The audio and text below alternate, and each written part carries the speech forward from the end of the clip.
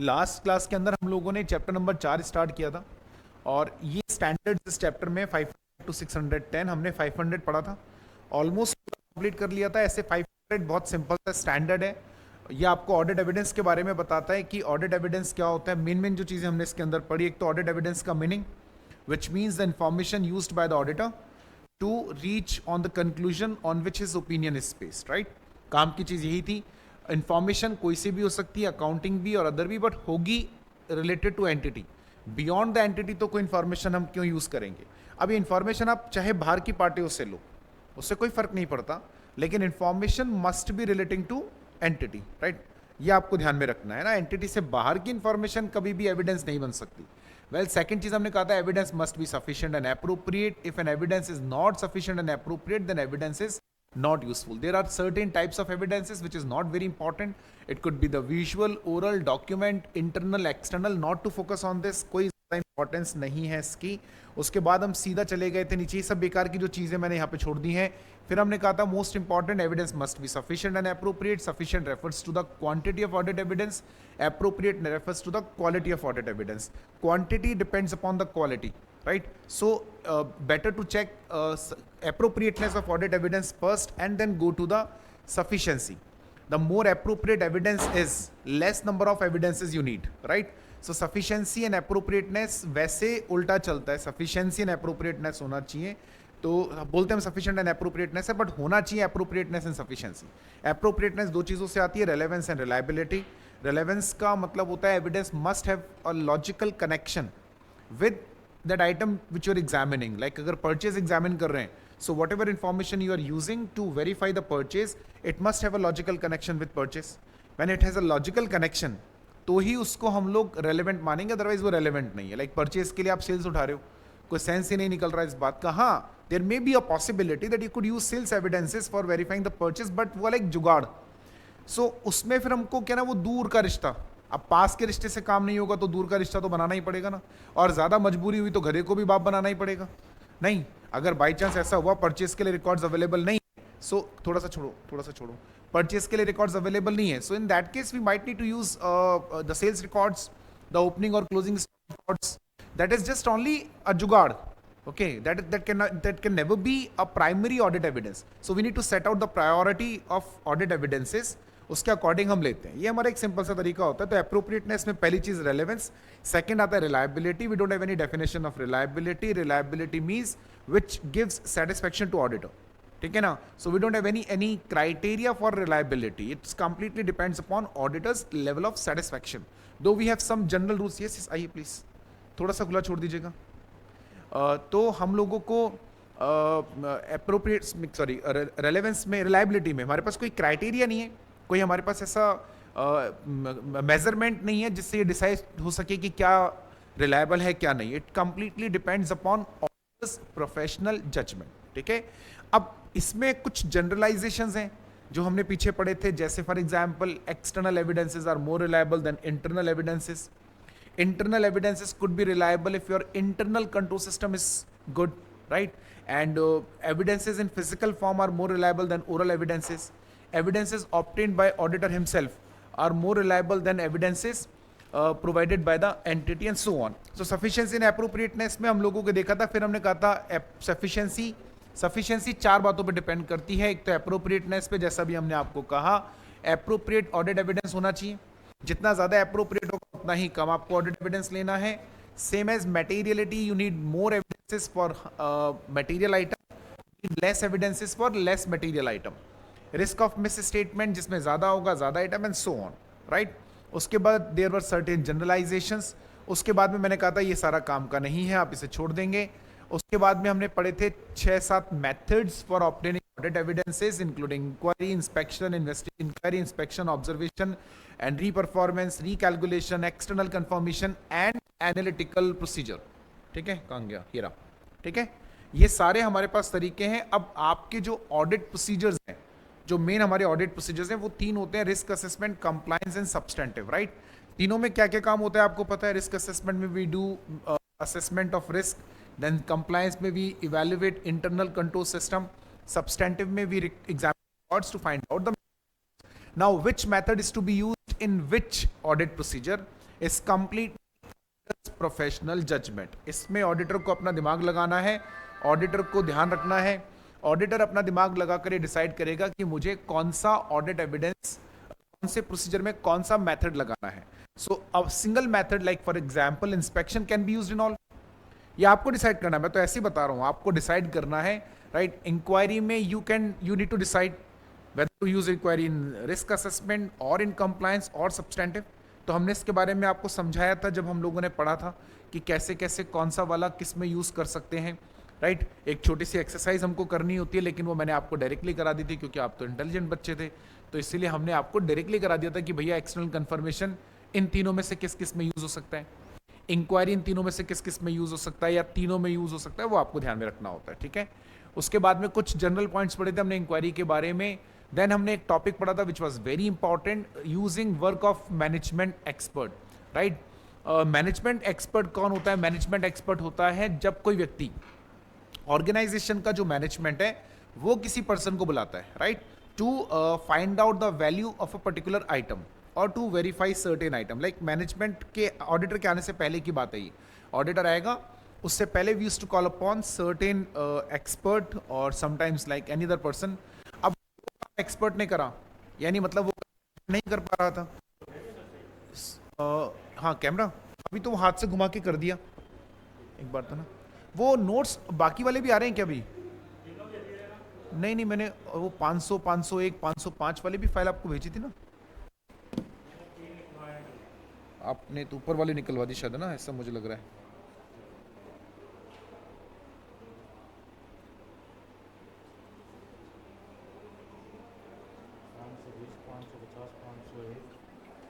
हाँ ये वाला फाइल, ये तीनों निकलवाए, ये तो तीनों निकलवाने। हाँ ये तो आपने निकलवा दिए, ये वाले नहीं आए, नहीं।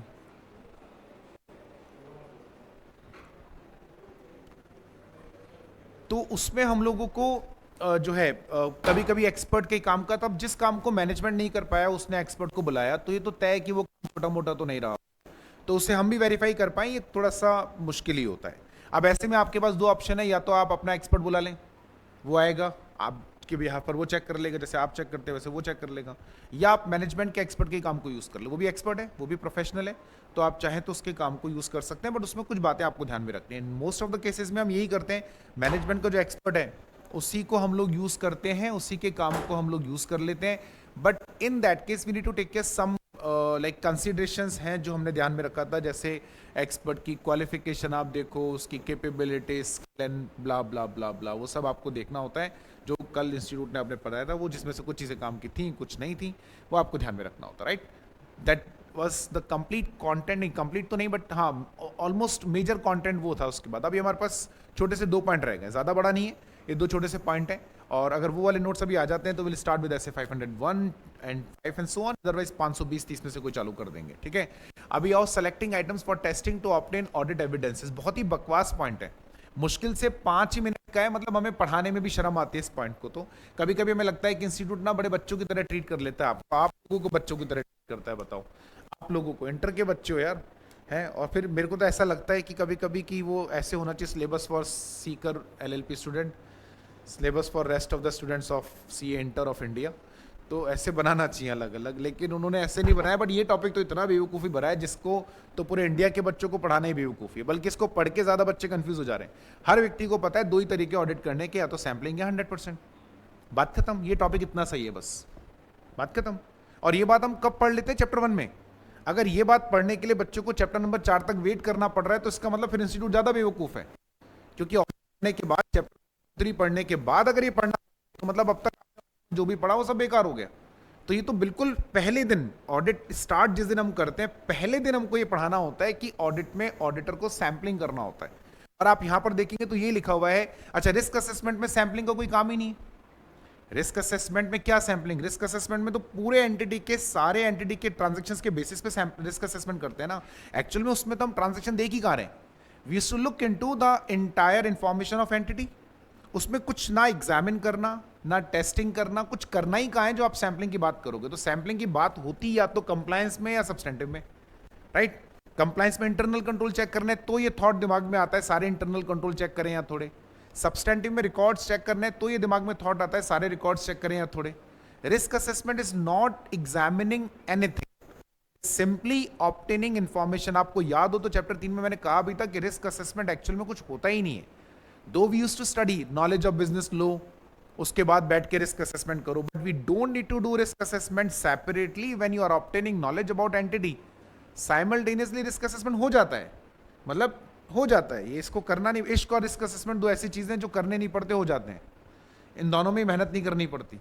तो आपने जैसे जैसे एंटिटी के बारे में अंडरस्टैंडिंग ली ना, वैसे वैसे रिस्क असेसमेंट हो रहा है, डे बाय डे ग्रेजुअली अपने आप ये रिफाइन होता रहता है, राइट। तो उसमें सैम्पलिंग का कोई कॉन्सेप्ट ही नहीं। उसके बाद आती है सैम्पलिंग की बारी, तो compliance and substantive. So in compliance and substantive we have 3 methods. अब तक हमको 2 ही मेथड पता थे, मतलब मुझे भी 2 ही पता था ये पढ़ने से पहले, पर इंस्टीट्यूट ने बोला गलत पता है, 3 मेथड। अभी कौन से 3 मेथड, अब तो थोड़ा इंटरेस्टिंग लग रहा था। Selecting all items for testing, अब इस बकवास को पढ़ लेते हैं। If in the opinion of auditor it is most, हाँ तो पता है हमारी ओपिनियन पर डिसाइड होगा सैम्पलिंग करना या 100%। कौन डिसाइड करेगा? आपने कहीं पढ़ा क्राइटेरिया?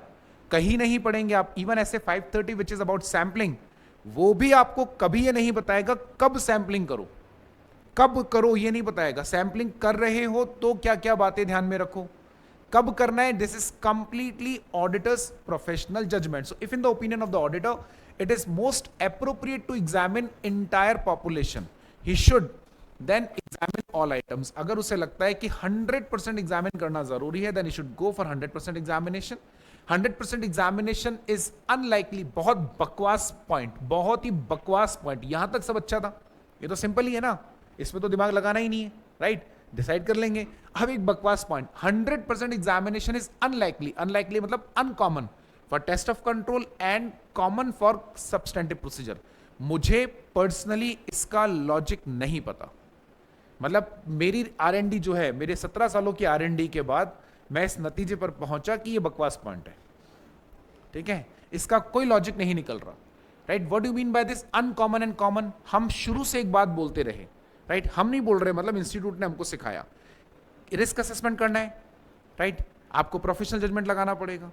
प्रोफेशनल जजमेंट क्यों लगाना पड़ रहा है आपको? किसी भी चीज में प्रोफेशनल जजमेंट क्यों लगाना पड़ता है? किसी भी चीज में प्रोफेशनल जजमेंट क्यों लगाना पड़ता है? That's important. जब मेथड ही नहीं है तो how you reached on this conclusion? जब देयर इज नो मेथड, आप कह रहे हो प्रोफेशनल जजमेंट लगाकर आपको डिसाइड करना है सैम्पलिंग करो या 100%, इसका मतलब वहां जाना पड़ेगा ना, उस एंटिटी को देखना पड़ेगा ना, तो होना डिसाइड करेंगे कंप्लायंस रिस्क सैम्पलिंग करें या नहीं करें। So how you reached on this conclusion कि it is common for substantive, uncommon for compliance? इस बात का कोई लॉजिक नहीं निकल रहा है, right. It may be possible कि उल्टा हो जाए, आप सब्सटेंटिव में सैम्पलिंग कर रहे, सैम्पलिंग नहीं कर रहे और कंप्लायंस में सैम्पलिंग कर रहे हो। It totally depends upon circumstances, ऐसे नहीं होता कभी भी, ठीक है। Second, cases where 100% examination can be used, see, like population consists of large value items, large volume नहीं, right, large value item, बड़े, और देखो जिस एंटिटी में बड़े वैल्यू के आइटम्स होंगे ना, हमेशा कम आइटम होंगे। ये दोनों बिल्कुल अपोजिट चलते हैं, inverse relationship. Like for example, आप किसी एक्सपोर्ट इंपोर्ट एंटिटी की ऑडिट करेंगे, you will find less number of transactions of purchase and sales, but each transaction consisting of high value. पूरे साल में कोई 10-12, ये मेरा अपना पर्सनल एक्सपीरियंस है, प्रैक्टिकल भी, इसमें कोई थ्योरेटिकल पॉइंट नहीं है। आप जितने बड़े वैल्यू के ट्रांजैक्शंस होंगे ना, वो एंटिटी उतनी ही छोटी होगी, ठीक है। तो एक्सपोर्ट में एक एक सेल्स का बिल 8-8 करोड़, 10-10 करोड़, 50 करोड़, और बहुत बड़े लेवल की एंटिटी 150 करोड़, 200 करोड़ का बिल होता है। अब ऐसे पूरे साल भर में 5-7, 10, 20 बिल ही होते हैं बस, राइट। और आप एक बार दवाई की दुकान पर जाओ, 50 रुपए का बिल, 60 रुपए का बिल, 70 रुपए का बिल, 100 रुपए का बिल, ऐसे दिन भर के कम से कम 150, 200, 500 बिल होंगे, क्योंकि वैल्यू छोटी है। तो जहां एंटिटी में आपको लगता है कि लार्ज वैल्यू आइटम्स हैं, यू मे गो, ये सब केसेस जो आप पढ़ रहे हैं ना, cases where 100% examination, where to use नहीं, वेयर ऑडिटर मे यूज, ठीक है, ऑडिटर मे यूज, क्योंकि डिसाइड अल्टीमेटली ऑडिटर को करना है। Population consist of small number, ये एक साथ ही होते हैं, ये दोनों एक साथ ही होते हैं ना। And significant risk exist and no other means of provide sufficient evidence. Now this is important, when risk of misstatement is very high और हमें लेने सफिशिएंट एंड एप्रोप्रिएट एविडेंस, ऊपर पढ़कर आए थे ना, रिस्क ज्यादा होगा तो आपको ज्यादा नंबर ऑफ एविडेंस लेने, पढ़ा था ना अभी सफिशिएंसी में 4 चीज़ों पर डिपेंड करता है, उसमें से एक था risk of miss statement. So you need more sufficient and appropriate evidence, and unfortunately हमारे पास कोई तरीका नहीं है. तो फिर क्या तरीका बचा? 100% एग्जामिनेशन. लेकिन अल्टीमेटली डिसाइड ऑडिटर को ही करना है.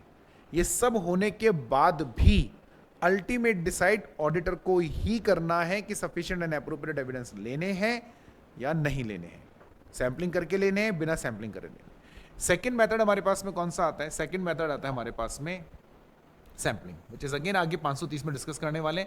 अब बीच में एक आया बड़ा मजेदार सा, selecting specific items. Auditor may decide to select specific items considering auditor's understanding of risk, assessed risk of misstatement and characteristics of population. अब ये दोनों में क्या डिफरेंस है? Can you see the difference? दिख रहा है कुछ आपको डिफरेंस? कुछ मालूम कर पा रहे हैं आपकी दोनों में क्या डिफरेंस है?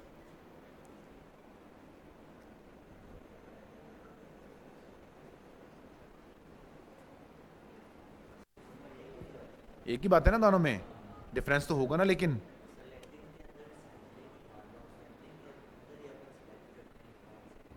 तो डिफरेंस बता रही है तो कॉमन चीज बता दी आपने, डिफरेंस नहीं दिख रहा कोई, तो फिर ये दोनों में क्या फर्क होगा? कुछ तो होगा यार. अच्छा डिफरेंस तो है, चलो थोड़ा सा क्लैरिफाई करते हैं. डिफरेंस तो है दोनों में, आप ध्यान से देखेंगे तो शायद दिख जाएगा. नहीं दिखा? कोई बात नहीं, छोड़ो, इधर आओ. सैंपलिंग में क्या होता है ना, एक टर्म अभी आप यूज करेंगे थोड़ी देर बाद जब हम ऐसे 530 में जाएंगे, अगर आज गए तो उसमें हम क्या पढ़ेंगे? एक वर्ड होता है अनबाइस्ड. ठीक है,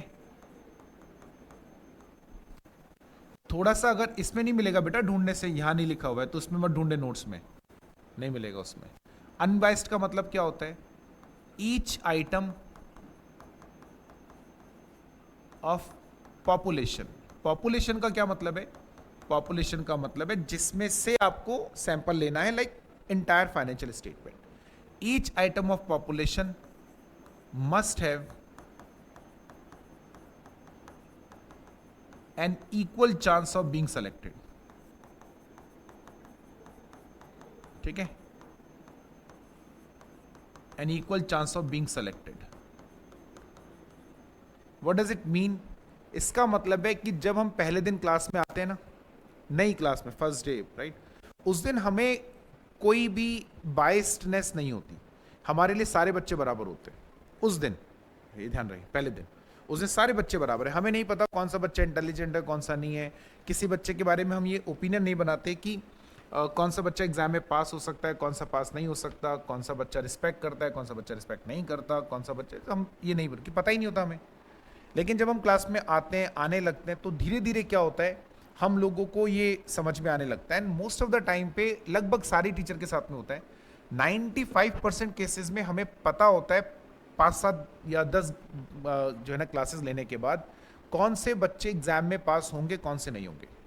एंड 95% केसेस में ये असेसमेंट सही ही होता है, ये गलत नहीं होता कभी भी, है ना. और हमें पता होता है कौन सा बच्चा फेल होगा ही होगा, राइट.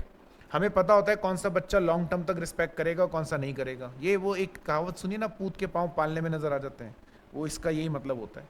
हमें पता चलता है कौन सा बच्चा रिस्पेक्ट करेगा, कौन सा नहीं करेगा, कौन सा बच्चा शिकायत करेगा, कौन सा नहीं करेगा. तो हमें पता चलने की, अगर आपको इस सोचने में लगता है कि हमें कहीं से मालूम चला होगा कि यार हमारी शिकायत है, आपकी गलत फहमी है. टीचर को पहले दिन से ही पता होता है, पहले दिन नहीं तो 5-7 दिन बाद पता होता है कौन सा इसमें से उद्यमी है जो ज़्यादा नेतागिरी करेगा, राइट. कौन सा है जो पढ़कर आता है, कौन सा नहीं. आप कितना भी झूठ बोल लो क्लास में, मैं पढ़कर आया हूँ, पढ़ के नहीं, हमें पता चलता है.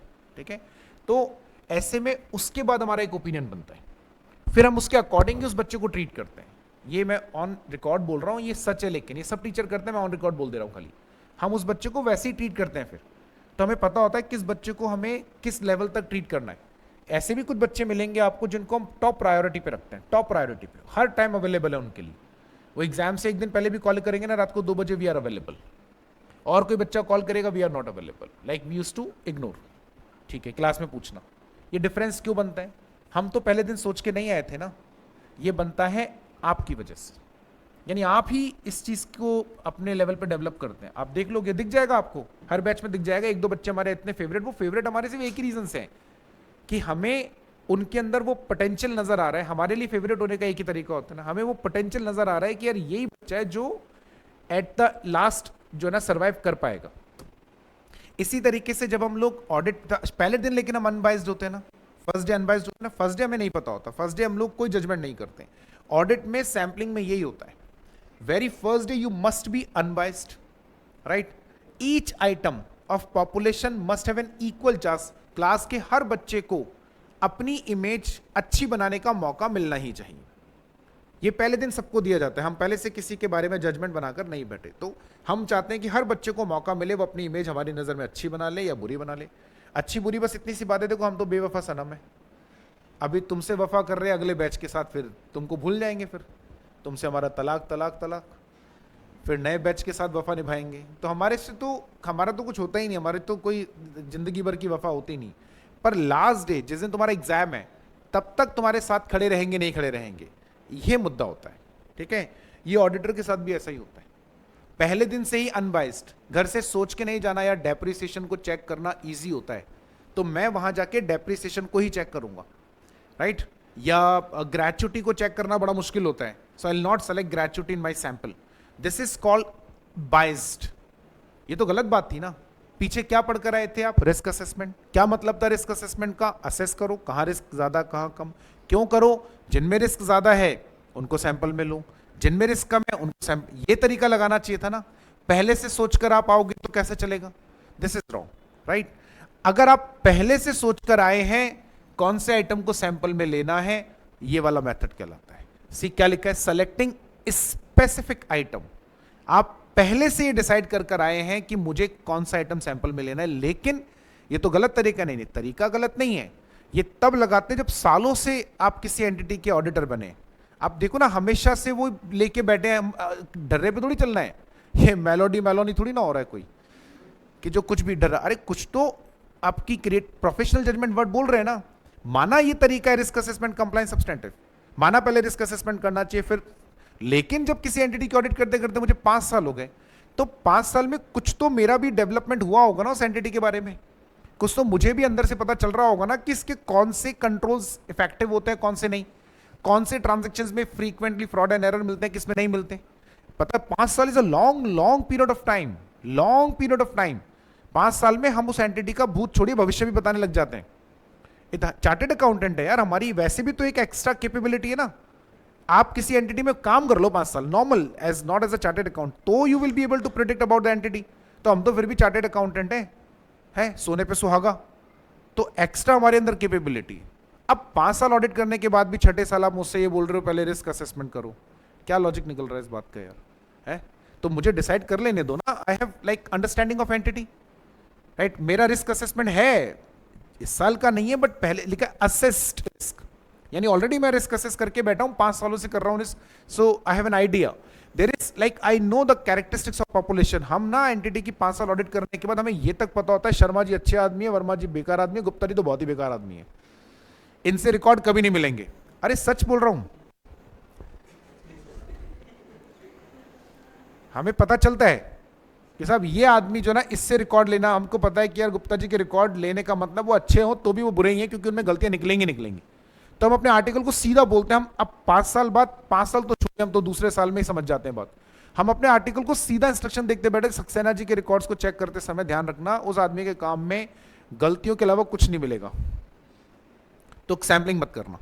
सैंपलिंग हमने रिस्क असेसमेंट नहीं करा, हमने कुछ पहले से सिलेक्टेड है ना, हमने बोला यार एक काम करना, ये वर्मा जी के रिकॉर्ड बहुत बढ़िया होते हैं, इनमें गलती नहीं मिलती, ज़्यादा दिमाग मत लगाना, वो जो कहें चुपचाप मान लेना, वो कहीं ऐसे होता है तो चुपचाप मान लेना, ज़्यादा दिमाग मत लगाना। ये हमने ऐसी रैंडमली नहीं बोल दिया जब वर्मा जी की शक्ल देख के बोल दिया, ये हमने बोला है वर्मा जी के पिछले 2-3 सालों से लगातार काम को चेक करने के बाद।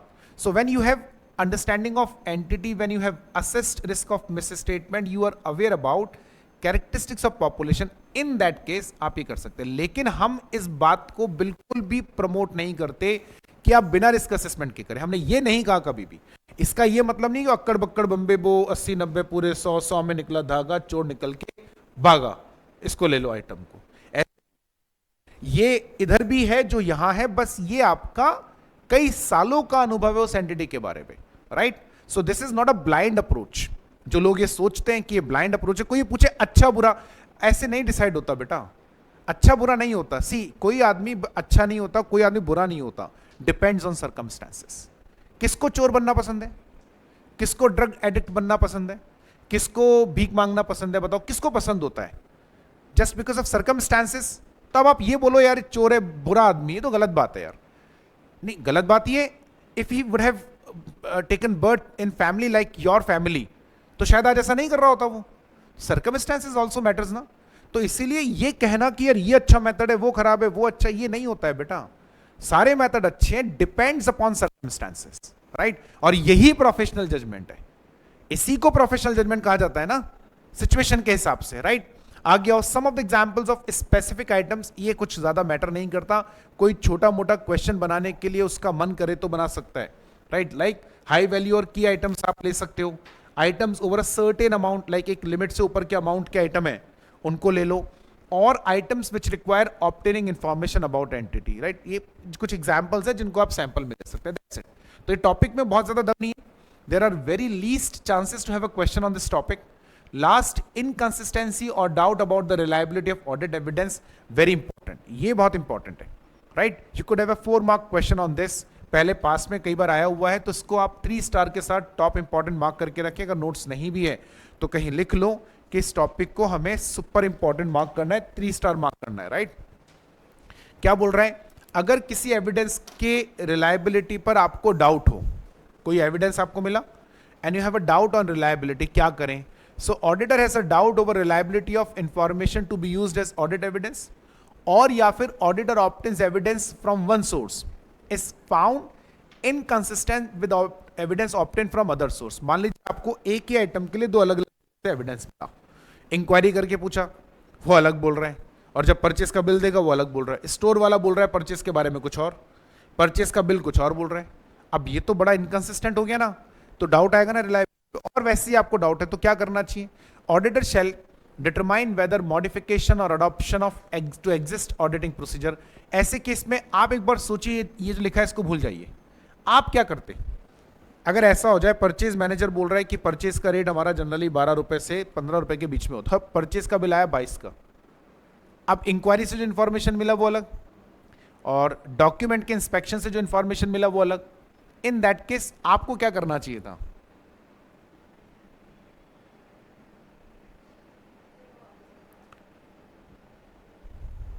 कहां थे आप? गलत बात, किसी के बारे में नहीं सोचा करते क्लास में बैठे बैठे। अच्छा चलो कोई बात नहीं, शैल ये नेज भी बताएगी आपको, है जी। हाँ बहुत बढ़िया। और आपका नाम क्या है दीदी?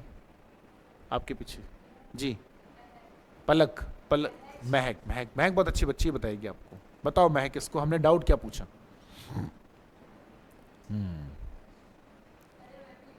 हाँ वो मुझे पहले से ही पता था, वो एक बच्चे का डाउट आता है ना, मैं तो बस खाली आपको सैंपल टेस्टिंग करा रहा हूँ, सैंपल टेस्टिंग। हाँ दीदी लिख रहे थे, हाँ बहुत बढ़िया। कोई भी नहीं लिख रहा था इनमें से, ये सबका ध्यान ही नहीं था यहाँ पे पढ़ने में। ये जो ऊपर से भी पता नहीं पढ़ते हुए आ रहे कि नहीं आ रहे, ये भी नहीं पता है, यहाँ से भी पढ़ते हुए आ रहे क्यों नहीं आ रहे हो, यहाँ पे भी क्या लिख रहे थे मुझे बताओ, क्या लिख क्या रहे थे, कहाँ लिखा हुआ है?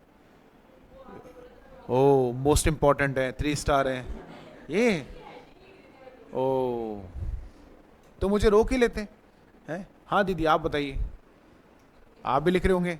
आप नहीं लिख रहे थे, आप अच्छे बच्चे हो। पीछे पीछे दीदी को देखो।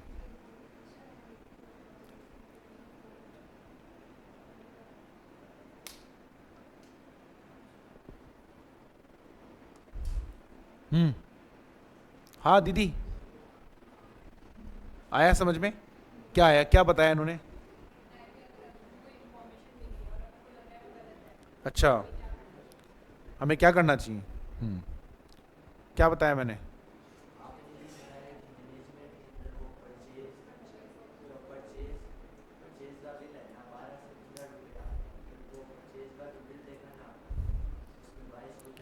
और ये 12 से 15 आ रहा है, मतलब ये कैसे आ रहा है? बिल से आ रहा है? 12-15 बिल से आ रहा है और 22 भी बिल से आ रहा है, मैनेजमेंट के रिकॉर्ड्स में से आ रहा है। Very good. और परचेज का बिल रिकॉर्ड थोड़ी ना है यार। सुनो दोबारा से ध्यान से, यहाँ पे पूरा ध्यान से पढ़ा करा करो। मुझे ऐसा लगता है शुरू में ऑडिट ढंग से पढ़ रहे थे, अब तुम लोग हाँ कोई दिक्कत नहीं, वो तो तुम्हारा बाद में आ जाएगा कंट्रोल। दो चीजें हमने बोला, ऑडिट हेडिंग ही पढ़ लो यार, सीधे हेडिंग से समझ में नहीं आ रहा क्या यार, कि बेवकूफों की तरह ना मुंह उठाकर बोल देते हो हमें नहीं आया समझ में सर।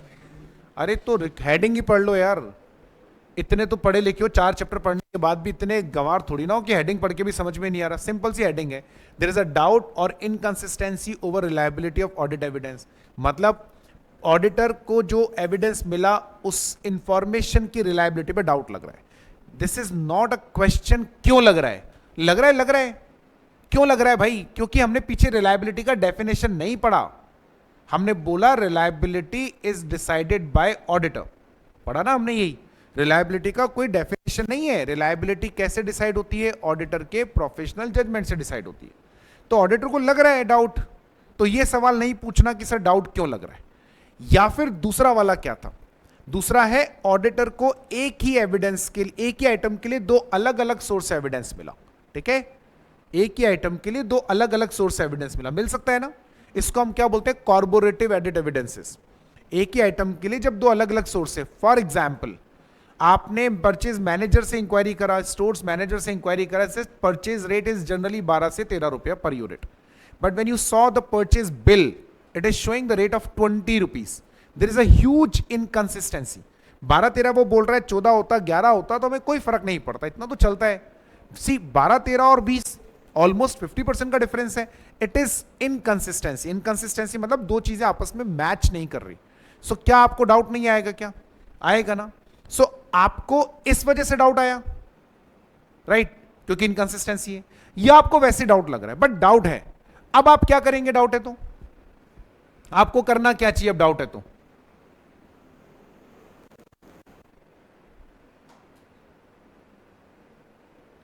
हमें ऐसे बैठ के सोचना चाहिए।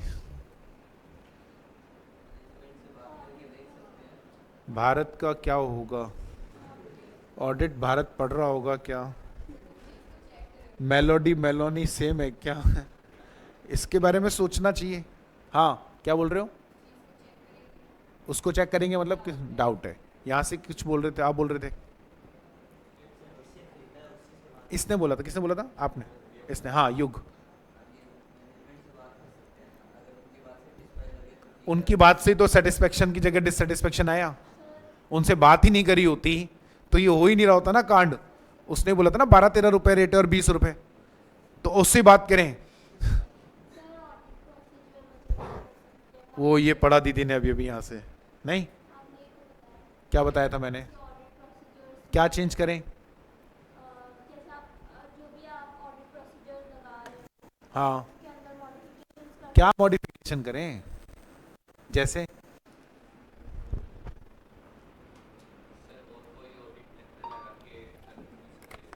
क्या मेथड?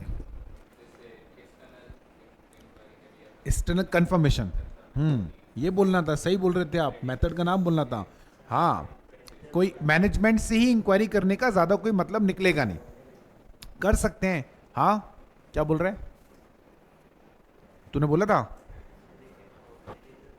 वो अंदर से जो सोचा था ना वो हमको सुनाई नहीं देता, वो ऐसा ट्रांसमीटर आया नहीं कि तू अंदर से सोचे।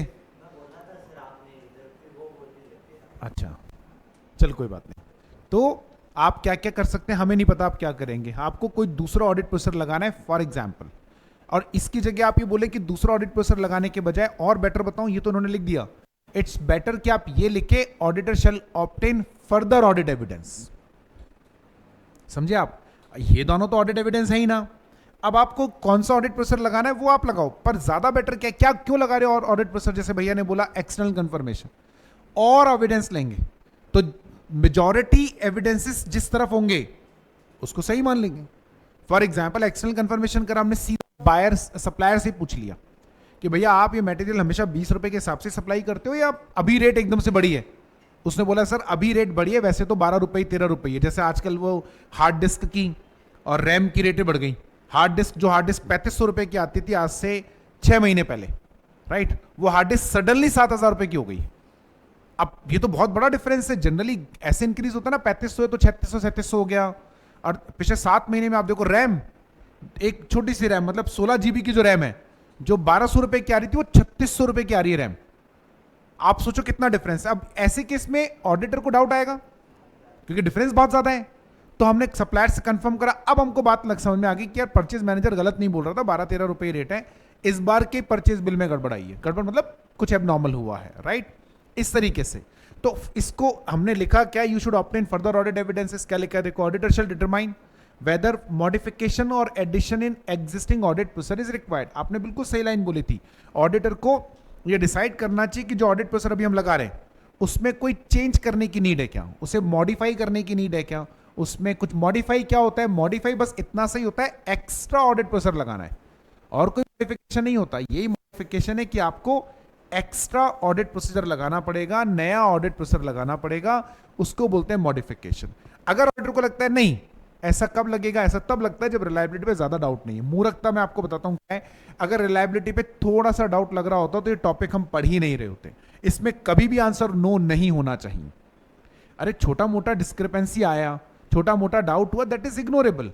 आप इतनी बात कर रहे होते क्या, हम इतनी बात कर रहे हैं, इसका मतलब जो डाउट ऑन रिलायबिलिटी है वो हाई लेवल का है, ठीक है।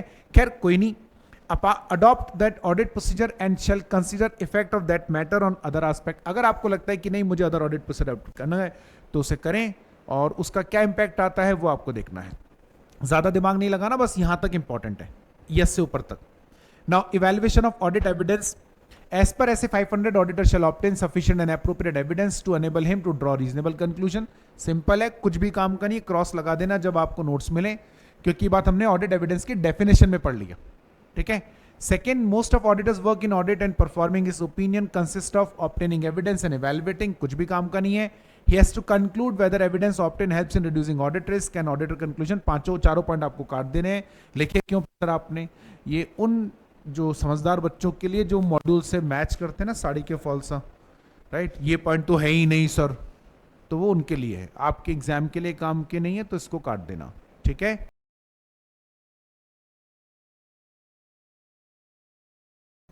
ऐसे 500 किस चीज का है, ऐसे 500 आपने पढ़ा ऑडिट एविडेंस के बारे में। अच्छा, ऐसे 500 पे क्वेश्चन आने के चांसेस बहुत ज़्यादा नहीं होते हैं इसलिए, लेकिन उसको बिगनिंग्स में पढ़ना होता है, इसीलिए हमने उसको स्टार्ट करना होता है। बाकी अब यहाँ से जो स्टैंडर्ड्स हम पढ़ने वाले हैं वो थोड़े स्पेसिफिक होंगे। मैंने पहले क्लास में समझाया था, आपको याद हो तो। ऐसे 500 आपको बताता है ऑडिट एविडेंस के basics. 501 and onwards audit evidence या तो स्पेसिफिक सर्कमस्टेंस में कैसे लेना है उस पर होगा, या तो स्पेसिफिक आइटम पे कैसे लेना है वो होगा, राइट। यानी अब यहां से सारे स्पेसिफिक होने वाले हैं। ऐसे 501 आधा स्पेसिफिक है आधा जनरल है। बताता हूं कैसे। आपने ऑडिट एविडेंस के बारे में बस मेन दो बातें पढ़ी, एक तो क्या होना चाहिए, सफिशिएंट एंड एप्रोप्रिएट होना चाहिए, ठीक है। लेकिन सफिशिएंट एंड एप्रोप्रिएट लेने के लिए आपको क्या एविडेंस लेना है ये कैसे डिसाइड होता है, ठीक है। आपको सफिशिएंट एंड एप्रोप्रिएट, यानी अल्टीमेटली हमने ऐसे 500 में आपको ये कहीं नहीं बताया क्या एविडेंस, किस आइटम के लिए क्या एविडेंस, और ये दुनिया में कोई पढ़ा भी नहीं सकता आपको, ठीक है। ये बहुत सारी बातों पर डिपेंड करता है, एंटिटी के नेचर पे डिपेंड करता है, आपका उस एंटिटी में क्या जो है एक्सपीरियंस रहा, उस एंटिटी में क्या एक्सपीरियंस रहा, ठीक है। वो आपका ओवरऑल एक्सपीरियंस क्या रहा है, ठीक है। आपका टॉलरेंस लेवल क्या है, टॉलरेंस लेवल मतलब फ्रॉड्स या एरर्स को नॉर्मलाइज कितना हम एक्सेप्ट करें, वो लेवल आपका क्या रहा, ठीक है। आपका एक्सपीरियंस कितना है इन एक्सेप्टिंग मिस स्टेटमेंट्स, ये बहुत सारी बातें डिपेंड, आप उस एंटिटी के रिकॉर्ड्स के बारे में क्या जजमेंट बनाकर बैठे हैं, उन सब बातों से डिसाइड होता है। So we can not give you a list, right, an exhaustive list of evidences to be obtained for a particular item, ये कभी नहीं होगा। ऐसी उम्मीद भी मत करना आप कि कोई टीचर या कोई किताब, कोई दुनिया में व्यक्ति आपको ऐसे लिस्ट, आपकी आर्टिकलशिप जो होगी 2 साल की, उसमें भी अगर आप अपने प्रिंसिपल से सवाल पूछेंगे कि सर मुझे एक पेपर पे लिखवा दो, परचेज के लिए क्या एविडेंस लेना होता है, सेल्स के लिए क्या एविडेंस लेना होता है, नहीं हो सकता, ठीक है। हमने ऐसी भी एंटिटीज की ऑडिट करी है जहां पे परचेज के बिल ही नहीं है और फिर भी हमने परचेज को वेरीफाई करा है, सेल्स के बिल नहीं है फिर भी हमने सेल्स को वेरीफाई करा है, तरीका बदलना पड़ा, राइट वो जैसा भी होता है ना, purchase plus opening plus closing, right कई बार बाहर की पार्टी से वेरीफाई करना होता है। एक एग्जांपल मैंने आपको दिया था, हम जब किसी न्यूज़पेपर की ऑडिट करते हैं, we need to verify directly from the hawkers, and hawker is not an employ of newspaper. Hawkers तो बाहर के लोग हैं, टोटली बाहर के लोग हैं, न्यूज़पेपर से उनका कोई लेना देना नहीं होता। They simply used to purchase newspapers on daily basis, they deliver to you, they collect amount from you at the end of the month, and they used to like use that amount throughout the month. रोज उनको पैसे देके खरीद के लेकर आना पड़ता है, तो आपसे महीने में एक साथ पैसा लेते हैं और खरीद के लेकर आते हैं पैसे। उनका न्यूज़पेपर से कोई, तो हम उनसे तक भी इंक्वायरी कर आते हैं। क्यों कर रहे हो आप ऐसा? इसीलिए ना, कई बार हम लोगों को रात रात भर जग के प्रोडक्शन प्रोसेस को देखना पड़ता है, तो ये तरीका आपको अडॉप्ट करना पड़ता है। We don't have any list, but चूंकि आप अभी बच्चे हैं, अब मान लीजिए आपने तो ये बोल दिया कि प्रोफेशनल जजमेंट लगाना पड़ेगा, प्रोफेशनल जजमेंट लगा लेंगे। ये जजमेंट कितनी चीजों से आता है? 3 चीजों से आता है, knowledge, training and the most important experience. ठीक है, इन सबसे में सबसे ज्यादा वेटेज इसी का ही है। इसका वेटेज होगा 10%, इसका वेटेज होगा 10%, इसका 80% वेटेज है, राइट। आप जब जाएंगे ना अभी 2 साल की आर्टिकलशिप में, आप सब चीजें आपको ऐसा लगेगा कि जैसे बिल्कुल मतलब बिल्कुल ही अलग है। आप जो भी यहाँ ऑडिट में पढ़ रहे हैं ना, ये आप यूज ही नहीं कर पाओगे। इस पूरी ऑडिट को यूज करने के लिए जब आप 5-7 साल 8 साल ऑडिट कर चुके होंगे ना, तब जाकर आप R&D वाली स्टेज पर आओगे। तब जाकर आप ये जो चीजें पढ़ रहे हो ना, आपको समझ में आने लगेगा कि यार हमने प्रैक्टिकली तो ये करा और थ्योरेटिकली पढ़ा, तो दोनों सेम ही चीजें। तो एक्सपीरियंस इज इंपॉर्टेंट। अब आप कहते हो कि प्रोफेशनल जजमेंट लगाकर आप सफिशिएंट एंड एप्रोप्रिएट एविडेंस लो, आप डिसाइड करो क्या एविडेंस लेना। एक्सपीरियंस तो आते आते ही आएगा। मैं पहली ऑडिट में जा रहा हूं, कहां से लाऊं एक्सपीरियंस? क्या करें बताओ? फंस गए ना आप तो। अब ये दोनों तो है, नॉलेज तो है, ट्रेनिंग भी है, बट जैसा मैंने कहा ना, रियल लाइफ इज, इवन बच्चे कहते हैं सर ट्रेनिंग तो है ना 2 साल की। हाँ, लेकिन देखो क्या है ना, एक तो इंडिपेंडेंटली खुद की गाड़ी चलाना, अकेले चलाना, दूसरे की गाड़ी चलाना, साथ में बिठा के चलाना, इन दोनों बातों में फर्क होता है। आपने कभी अगर ड्राइविंग सीखी हो ना, तो 15 दिन ड्राइविंग सीखते हैं, बगल में वो बैठा होता है, गाड़ी तो वो भी है, स्टेयरिंग उसमें भी है, गियर उसमें भी है, एक्सीलेटर ब्रेक क्लच उसमें भी है, राइट। तो बड़ा मजा आ रहा है। कोई आपको 3 दिन 4 दिन बाद ऐसा लगेगा हाँ I am a heavy driver. आप चलाओ गाड़ी, कभी सीखना ऐसे सीख लेना, जरूरत ना पड़े। आपको 4 दिन बाद लगेगा। पता है 5वें दिन तो क्या होता है, वो बगल में बैठा होता है, उसके पास में भी क्लच एक्सीलेटर ब्रेक का कंट्रोल होता है, उसके पास स्टीयरिंग नहीं होता, बस क्लच। तो कई बार आप चलाए जा रहे हो, ब्रेक नहीं लगा रहे, उसके पास ब्रेक है, वो लगा देगा। और आप कहीं ब्रेक लगाकर बैठे हो तो गाड़ी वो चलानी, वो एक्सीलेटर दबा देगा। तो आपको ऐसा लग रहा है कि आपको गाड़ी आ गई। 5वें दिन तो उसको वो क्या करता है, बीच बीच में आपका स्टीयरिंग ऐसे हिलाता रहता है। आप जैसे गाड़ी घूम रही है ना इधर, तो वो स्टीयरिंग को इधर करता है। 5वें दिन हमको गुस्सा आने लग जाता है, भैया मैं चला लूंगा, मेरे को चलाने तो दो। वो एक बंदा बोल रहा है आप है ना हमें, वो जब मैं गाड़ी सीख रहा था हाईवे पे, लास्ट के 4-5 दिन वो फिर हाईवे पे लेके जाते हैं। हाईवे पे मतलब जहाँ पे थोड़ा सा रश हो। अब वो एक साथ 3 लोगों को सिखाते हैं, ठीक है ना। 2 लोग पीछे बैठे हैं, एक ड्राइविंग सीट पे, बगल में वो, हम पीछे बैठे थे, आगे एक बंदा बैठा था। आगे वाला बंदा हाईवे पे चला रहा है गाड़ी, सोचो आप, आगे ट्रक चल रहा है, पीछे ट्रक चल रहा है, बगल में ट्रक चल रहा है। ट्रक मतलब ट्रक वालों के लिए छोटी गाड़ी या ये बाइक वाइक तो साबूदाने जैसी होती है, वो जब चाहे उड़ा दो। उनके लिए जो 2 व्हीलर 4 व्हीलर वालों को तो कुछ समझते ही नहीं है, वो तो साबूदाना है। और छोटी गाड़ी है मालूम, मारुति 800 या ऑल्टो ऐसी, उसको वो कुछ भी नहीं समझते। वो तो हल्का से ऐसे करेगा, इतने में आपकी गाड़ी गई बाहर। नहीं, अब वो वहां चला रहा और उसको बोल रहा भैया टच मत करो, मेरे को चलाने तो दो। है यार, वो बोल रहा है यार भाई साहब हाईवे है, आप समझो। बोले फिर हम ऐसे सीखेंगे कैसे? बोला भाई साहब आखिरी बार ही सीख पाओगे, अगर अभी सीखने के लिए छोड़ दिया ना तो ये आखिरी बार होगा, फिर आप नहीं सीखोगे, दुनिया आपसे सीखेगी। तो कभी कभी क्या होता है ना, वहां आर्टिकलशिप में ऑडिट करने में, और जब आप खुद अपनी पहली ऑडिट खुद करोगे ना इंडिपेंडेंटली, उसमें बहुत फर्क होता है, जमीन आसमान का अंतर। हाथ कांपते हैं ऑडिट रिपोर्ट साइन करते समय। वो 1 पेज की ऑडिट रिपोर्ट को 6 बार पढ़ोगे, जो जिसके 5,000 भी नहीं मिलने वाले। तो इसीलिए हम उस समय क्या करेंगे, तो इंस्टीट्यूट ने आपकी थोड़ी सी हेल्प करी, उसने आपकी मदद के लिए क्या बनाया, ऐसे 501, एंड इट सेड हम आपको 3 आइटम जो कि जनरली काफी इंपॉर्टेंट होते हैं इंस्टीट्यूट की नजर में, inventory, second litigations and claims, and third segment reporting. Institute ने आपको इन 3 आइटम के लिए सफिशिएंट एंड एप्रोप्रिएट एविडेंस क्या हो सकते हैं और कैसे लेने हैं बताया. It is just only for your help कि आप अभी इंटर के बच्चे हो, आप अभी उतने एक्सपीरियंस नहीं हो, तो उसने आपको हेल्प करने के उद्देश्य से बताया कि फॉर एग्जाम्पल इन्वेंट्री की अगर आप ऑडिट करते तो क्या एविडेंस लेते जो सफिशिएंट एंड अप्रोप्रिएट होता. अगर आप इन्वेंट्री की ऑडिट करते तो आप क्या एविडेंसेस लेते जो सफिशिएंट एंड अप्रोप्रिएट होता और कैसे लेते. तो आप थोड़ा सा लिंक कर पाओ, राइट, कि सफिशिएंट एंड अप्रोप्रिएट एविडेंस क्या होता है, कैसे लिया जाता है. इसी तरीके से लिटिगेशन एंड क्लेम. अच्छा, यही आइटम क्यों चुने 3?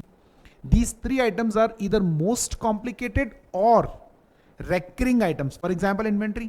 वैसे तो आप देखिए तीनों ही आइटम इतने कॉम्प्लिकेटेड है. सबसे ज्यादा प्रॉब्लम इसी में आती है रियल लाइफ में भी. इन्वेंट्री में तो बहुत आती है यार. इन्वेंट्री मतलब अथाह भंडार है रिकॉर्ड्स का. उसे चेक करना अपने आप में एक डिफिकल्ट टास्क होता है.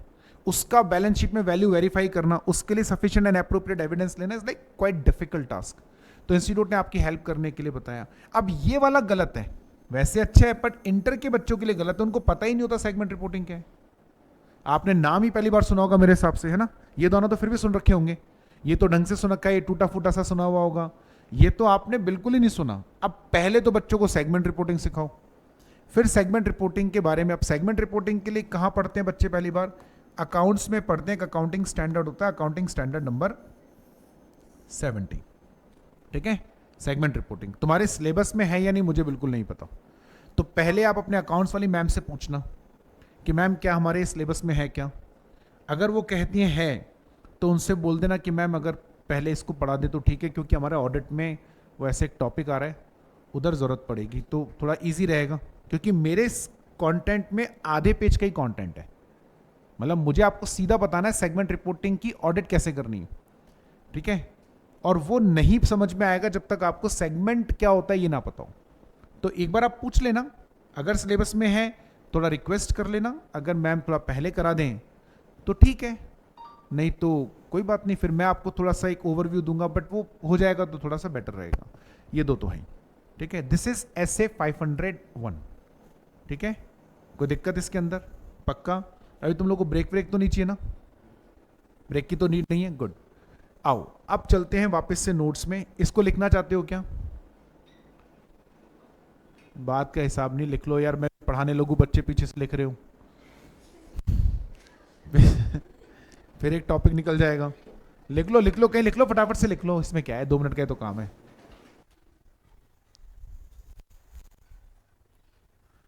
चलो तो अब हम इसमें एक एक करके पढ़ेंगे. इन्वेंट्री के बारे में, फिर देन लिटिगेशन एंड क्लेम के बारे में, देन सेगमेंट रिपोर्टिंग के बारे में. बहुत फ्रीक्वेंटली क्वेश्चन आता है. ठीक है. और तीनों पे आता है. वैसे तो पहले तो क्या इंटर में सेगमेंट रिपोर्टिंग पे क्वेश्चन नहीं आता था, तो हम लोग क्या सेगमेंट रिपोर्टिंग वाला बच्चों को स्किप करवा देते थे कि यार इसको छोड़ जाना. और नहीं आता था. फाइनल में आता था, ये स्टैंडर्ड फाइनल में भी है तो वहां आता था. तो लेकिन अब अभी आया 2 बार इसके ऊपर सेगमेंट रिपोर्टिंग पे क्वेश्चन डाल दिया इन गधों ने, बिना सोचे समझे कि बच्चों के लिए काम का है या नहीं. तो थोड़ा सा आपको वो भी पढ़ना ही पड़ेगा, लेकिन बहुत इंपॉर्टेंट है. 3 स्टार आपको इस पर मार्किंग करना चाहिए ऐसे 501 के ऊपर. 3 स्टार आपको इसके ऊपर मार्किंग करना चाहिए ऐसे 501 के ऊपर. देखो क्या करना है. सबसे पहले है इन्वेंट्री. अब थोड़ी देर के लिए बाकी आइटम को भूल जाओ, सिर्फ इन्वेंट्री को ध्यान में रखो. ठीक है. और एक लाइन आपको बिगनिंग से पढ़नी है. ये लाइन इंपॉर्टेंट क्यों? ये बंद कर दो यार, मैं इसी चला देता हूं. ये बंद कर दो, ये बहुत आवाज करते हैं. ये मैंने तो इसी इसलिए बंद किया था, मुझे लगा आप लोगों को सबको ठंड लग रही है, इसलिए बंद किया था मैंने तो. चलो इन्वेंट्री से स्टार्ट करते हैं. आप पहली लाइन देखेंगे ना, बहुत इंपॉर्टेंट है. और ये लाइन सिर्फ इन्वेंट्री के कॉन्टेक्स्ट में नहीं है, ये किसी भी आइटम के आप ऑडिट कर रहे हैं ना, सबके लिए. हम कौन से आइटम्स को सैंपल में या कौन से आइटम्स को एग्जामिन करना पसंद करेंगे जिनका वैल्यू थोड़ा तो हो. अगर सोचो एंटिटी की बैलेंस शीट में, मैं इन्वेंट्री के कॉन्टेक्स्ट में समझाता हूं. This is like common to all. आप बैलेंस शीट ओपन करते हैं, ठीक है, या P&L ओपन करते हैं और उसमें इन्वेंट्री आ रहा है 5000. बैलेंस शीट आपकी टोटल है 100 करोड़. ठीक है. और इन्वेंट्री का आइटम आ रहा है 5000 या 5 लाख भी आ रहा है फॉर एग्जाम्पल 100 करोड़ में. is there any sense to like waste your time on examining the inventory? 100 crore की बैलेंस शीट में 5 लाख रुपए या 4 लाख रुपए या 2 लाख रुपए का इन्वेंट्री का वैल्यू है. There is no sense to waste your time to apply the audit procedure to examine the records of inventory. क्या हो जाएगा, मान लो अगर 5 लाख की, क्यों कर रहे हो आप ऐसा, मान लो 5 लाख की इन्वेंट्री है, एक बार आप मान लो उसमें गड़बड़ होगी, कितनी गड़बड़ होगी, 5-7%, 10%, ओवर वैल्यूड होगी, अंडर वैल्यूड होगी, या इन्वेंट्री नहीं होगी फिर भी रिकॉर्ड कर लिया होगा, एक्सेट्रा, कितना होगा, 25-50 हज़ार रुपए। 100 करोड़ की बैलेंस शीट में 25-50 हज़ार रुपए, लाख रुपए क्या वैल्यू रखता है, यानी अगर हम परसेंटेज में निकाले इट इज लेस देन 0.01%। तो ऐसी चीज को ढूंढ के कौन सा तीर मार लिया आपने, आप मुझे बताओ ना। Time is important. अगर कुछ ढूंढें, आज हम ऑडिट करें तो रिकॉर्ड्स को ढूंढ के कुछ तो ऐसा निकले ना यार, कि हम किसी को बताएं तो लगे यार ऑडिट में इतने रुपए का रेवेन्यू लीकेज है, इतने रुपए का एक्सेस एक्सपेंडिचर्स है। तो 2 लाख रुपए, 50 हज़ार रुपए, 1 लाख रुपए का वैल्यू का आइटम को ढूंढ के आपने कोई बड़ा काम नहीं करा। So do not waste. हमारे पास एक ही रिसोर्स है खाली, ऑडिटर के पास, प्रोफेशनल के पास एक ही रिसोर्स होता है, वो होता है उसका टाइम। ठीक है, तो आपको टाइम बचाना है, इसलिए जो पहली लाइन है इट इज कॉमन। क्या लिखा है, when amount of inventories material, material मतलब इंपॉर्टेंट है तो ही आगे बढ़ना, अदरवाइज आगे बढ़ना ही मत, ये स्टैंडर्ड यहीं की यहीं खत्म हो जाएगा। If amount of inventories not material in financial statement, तो ये खत्म, दैट मीन्स हमें एग्जामिन नहीं करना। बात भेजे में गई। सेम लाइन हम लिटिगेशन एंड क्लेम में भी लिखेंगे। If amount of litigation and claim is material for financial statement, segment reporting में नहीं लिखेंगे आप ये लाइन, क्यों, उसके बारे में सेगमेंट रिपोर्टिंग में बताऊंगा कि वहां पे क्यों नहीं लिख रहे। बाकी और भी जगह आज लिखा हुआ depreciation, if amount of depreciation is material for financial statement, तो आगे बढ़ो। If amount of purchase is material for financial, तो आगे बढ़ो। जैसे हम लोग प्रोफेशनल्स हैं, प्रोफेशनल के केस में opening stock, closing stock, purchase, sales कुछ होता है क्या? अभी हमारे पास में क्या स्टॉक रहेगा, स्टेशनरी का स्टॉक, क्या वैल्यू है उसका, 5,000 की स्टेशनरी सारी मिलाकर नहीं होगी। उसको हमारा कोई ऑडिटर ऑडिट करने आए और हमारे मान लीजिए पूरे साल भर की जो रिसीप्ट्स है, फॉर एग्जांपल 2 करोड़ की रिसीप्ट्स है किसी प्रोफेशनल की, उसको चेक करते समय वो 5,000 की वो चेक कर रहा है स्टेशनरी। कोई सेंस निकल रहा है क्या इस बात का, कोई लॉजिक निकल रहा है क्या?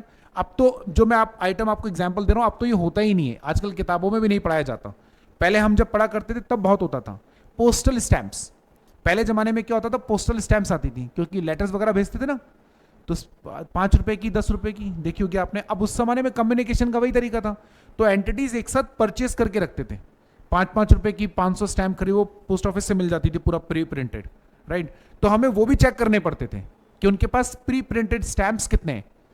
अब मान लीजिए किसी एंटिटी के पास 100 रुपए की प्रीपेड स्टैंप्स हैं, तो बैठ के मैं उनको चेक करूं, गिनूं 1 2 3 4 5, क्या लॉजिक निकल रहा है इस बात का? मान लो अगर उसमें से 2-4 स्टैंप कम भी हुई, तो कितने रुपए का रेवेन्यू लीकेज पकड़ा आपने? 20 रुपए का। पर टाइम कितना खराब कर दिया आपने, 1 घंटा। कोई सेंस निकल रहा है इस बात का? इसीलिए कोई भी आइटम को हम तभी चाहिए, लाइन आप कहीं पे भी फिट कर सकते हैं, right. When amount of inventory is material to financial statement, तो ऑडिटर को क्या लेना है, सफिशिएंट एंड एप्रोप्रिएट एविडेंस। ये ऐसे 500 की बात आई, इतना तो ऐसे 500 से लेकर आए ना आप, आ रही बात समझ में? So auditor should obtain sufficient and appropriate evidence about inventory when amount of inventory is material, ऐसे लिख दो। If amount of inventory is material to financial statement, auditor should obtain sufficient and appropriate audit evidence, right. अच्छा, अब inventory को check करने के लिए आपको क्या चेक करना पड़ेगा? ओके, थोड़ा स्पेसिफिक करते हैं। बैलेंस शीट में आ रहा है inventory 10 crore. To verify whether this amount of 10 crore is correct और नॉट, क्या करना पड़ेगा आपको? क्या चेक करने से आपको पता चलेगा ये 10 करोड़ सही है या नहीं? रिकॉर्ड्स, सीधा रिकॉर्ड्स।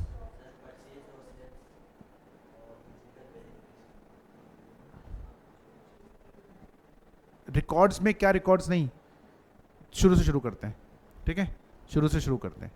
इन्वेंट्री आ रहा है 10 करोड़, बैलेंस शीट में लिखा हुआ या P&L में, हमें चेक करना है 10 करोड़ का इन्वेंट्री सही है या नहीं। तो हमें इसके लिए क्या करना पड़ेगा? इसके लिए हमें क्या करना पड़ेगा, आप बताओ, क्या चेक करना पड़ेगा हमें? Physical examination. किस चीज का? पहले मुझे बताओ, आप सीधे तरीके बता रहे हो, मैं पूछ रहा हूं क्या चेक करना पड़ेगा, आप सीधा तरीका बता रहे हो। क्या चेक क्या करना पड़ेगा? स्टॉक में क्या चेक करोगे? इन्वेंट्री को स्टॉक ही बोलते हैं ना। अब मैं बोल रहा हूं इन्वेंट्री चेक करना पड़ेगा, आप बोल रहे हो स्टॉक चेक करना पड़ेगा। इन्वेंट्री स्टॉक तो एक ही बात है। फिजिकल क्या चेक करोगे? हाँ, क्वांटिटी बोलो ना, तो क्वांटिटी बोलो ना यार, कॉमन सेंस तरीके, तुम भी गलत नहीं रहे हो, तुमने जो बोला सबने वो सही बोला, पर तुमने बोला सीधा method. What I am asking, कौन सा मेथड लगाना है, ये तो इस बात पे डिपेंड करेगा ना कि क्या चेक करना है। तो इन्वेंट्री अगर 10 करोड़ आ रहा है तो 10 करोड़ कैसे आया होगा, quantity multiply by value, correct. Value आपने पकड़ा होगा क्या, जो हम आज इन्वेंट्री में, आज तो नहीं आएगा खैर नंबर, कल आएगा या परसों आएगा, कि इन्वेंट्री के वैल्यूएशन, कल पढ़ाया था ना वो टेबल मैंने, इन्वेंट्री का वैल्यूएशन, तो वैल्यूएशन के मेथड्स होंगे, इशू के methods, FIFO LIFO, inventory valuation, वो हम पढ़ेंगे मेथड्स, उनमें से कोई मेथड लगाओगे, बट वो तो आप लगाओगे, कॉस्ट भी हो सकता है, मार्केट प्राइस भी हो सकता है ना, या लोअर ऑफ कॉस्ट और मार्केट प्राइस हो सकता है, एवरेज मेथड हो सकता है, उससे भी ज्यादा किस पर लगाओगे, क्वांटिटी पर। So what is important, quantity, quantity of stock important, उसको कैसे वेरीफाई करना है वो आपका लुकआउट है, वो हम बाद में देखेंगे, बट पहली चीज तो ये पता चले करना क्या। तो आपने लिखा 10 करोड़, सो पहला question, how entity reached on this 10 crore value, it is quantity multiply by value, what ever value have taken like cost and etcetera. उसमें भी पहले चेक क्या करना है, क्वांटिटी, क्योंकि देखो वैल्यू में कोई ज्यादा लफड़ा नहीं है। जैसे फॉर एग्जांपल एंटिटी को कॉस्ट पे वैल्यू करना था, उसने कर लिया मार्केट प्राइस पे, तो क्या है, कर लो ना, चेंज कर देंगे, कितना टाइम लगेगा, 1 मिनट। एक्सेल शीट होगी ना, उसमें प्राइस डाली होगी ना, उस प्राइस को 200 रुपए हटा के 220 कर देंगे, लो निकल गया नया value. That is not important, उसको फ्रॉड भी नहीं बोल सकते आप, क्योंकि एंटिटी को लगा कॉस्ट पे करना चाहिए, उसने कॉस्ट पे करा, आपको लगता है मार्केट प्राइस पे करना चाहिए तो मार्केट प्राइस पे कर लो, but what is important, quantity. So auditor need to obtain sufficient and appropriate evidence about that evidence for, मैं यहां लिख रहा हूं ब्रैकेट में क्वांटिटी, नीचे मत जाना अभी। We need to evidence about, value के बारे में एविडेंस के लिए बात ही नहीं कर रहे हम लोग, आप बेवजह गलत जगह जा रहे हो। मैं वैल्यू, हम करते ही नहीं है इस पे कभी डिस्कशन, करते ही नहीं है। वैल्यू फिक्स होती है, मतलब वो मार्केट प्राइस हो सकती है, कॉस्ट प्राइस हो सकती है, आप उसको इतनी इंपॉर्टेंस मत दो, ठीक है। अगर मान लो कर दी से कॉस्ट, और यही मेथड्स हैं, आपने शायद कभी पढ़ लिया होगा, कहीं सुना होगा, inventories as per accounting standard number 2। I hope you know about accounting standard number 2। Accounting standard number 2 inventory valuation पढ़ा होगा ना। Accounting standard number 1 is disclosure of accounting policies, accounting standard number 2 is in valuation of inventory. According to accounting standard number 2 para 5, inventory is to be valued either at cost or market price or lower of cost or market price or average price or NRV, net realizable value. These are the methods. What makes wrong can be done by entity. They valued stock at cost price. Right, अच्छा कौन सा method लगाना है ये कई बातों पे depend करता है, इन्वेंट्री के नेचर पे डिपेंड करता है, इन्वेंट्री के ऑब्सोलेंस पे डिपेंड करता है, इन्वेंट्री के रिमेनिंग स्टॉक पे डिपेंड करता है, बहुत सारी चीजें हैं ना, कौन सा मेथड लगाना है वो। जैसे फॉर एग्जांपल अगर स्लो मूविंग आइटम होते हैं, they are valued at cost, if it is obsolete item, right, तो मार्केट प्राइस पर होगा, उस पर डिपेंड करेगा ना। तो अगर कल को आपने एंटिटी की इन्वेंट्री को चेक करा और आपको लगा कि एंटिटी ने कॉस्ट मेथड लगा दिया but there should be market price method, तो लगा दो, तुम लगा दो, ज्यादा से ज्यादा ऑडिट रिपोर्ट में एक लाइन लिख देना, we found inventory has been valued by entity at cost price but it should be valued at market price, entity has changed the method. इतनी सी तो बात है। What is important, quantity, right. So auditor shall obtain sufficient and appropriate evidence about quantity of audit evidence. अच्छा quantity किससे, quantity के बारे में एविडेंस लेने का मतलब ऐसा गिनना नहीं, क्वांटिटी के बारे में एविडेंस लेने का मतलब इन दो चीजों के बारे में एविडेंस लेना। When we say quantity के बारे में evidence low, people think that we need to count the inventory. Is it right? Yes, it's right. But simultaneously, it's a condition. Low inventory deteriorated है, deteriorated खराब है। अब गिनने में तो 100 है, आप कह रहे हो 100 है, लेकिन 100 में से काम की तो 40 ही है, तो 60 जिसको तुम स्टॉक मानकर बैठे हो वो कोई उसका सेंस निकल रहा है क्या, कोई तो खराब है, उसका वैल्यू तुमने बैलेंस शीट में दिखाया, it is inflated balance sheet, हुआ ना इन्फ्लेटेड, ये तो आपने शेयर होल्डर को चीट करा, तो ये तो हमारा ही काम है ना, यही तो करने गए थे आप, यही देखने गए थे ना बैलेंस शीट कहीं ना इन्फ्लेटेड तो नहीं है, चीटेड तो नहीं है। आपने इन्वेंट्री नहीं देखी तो पता, आप कह रहे हो मेरा काम थोड़ी है फिजिकल, अरे भैया आपका काम नहीं है तो फिर कैसे पता चलेगा इन्वेंट्री का वैल्यू सही है या गलत, तो कैसे पता चलेगा बैलेंस शीट सही है नहीं, you need to check the condition of inventory, existence है भी या नहीं। Many times we have seen, आप हमने तो देखा है अपनी आंखों से, आप भी देखेंगे, सबको मौका मिलता है ये वाला, हमने अपनी आंखों से देखा है, बॉक्सेस रखे हैं, वो जानबूझ के है ना इस तरीके से करते हैं जैसे ये पूरा गोदाम है। अब एक जैसे किसी चीज का डिब्बा है, मान लीजिए मोबाइल का डिब्बा है ना, इस डिब्बे को रखने के लिए बड़ा कार्टन है, उस कार्टन में कितने डिब्बे हैं, मान लो 20-20 डिब्बों का कार्टन है, पीछे वहां कोने से रखे हैं कार्टन, अब एक के ऊपर ऐसे रखे हुए, उसके आगे रखे होंगे, उसके आगे, उसके आगे, बीच में एक छोटी सी पतली सी गली है जिसमें से जाके आप चेक कर सकते हैं। अब आप वो पीछे कोने में जो डिब्बा छिपा है उसको खोल के तो आप देखोगे नहीं।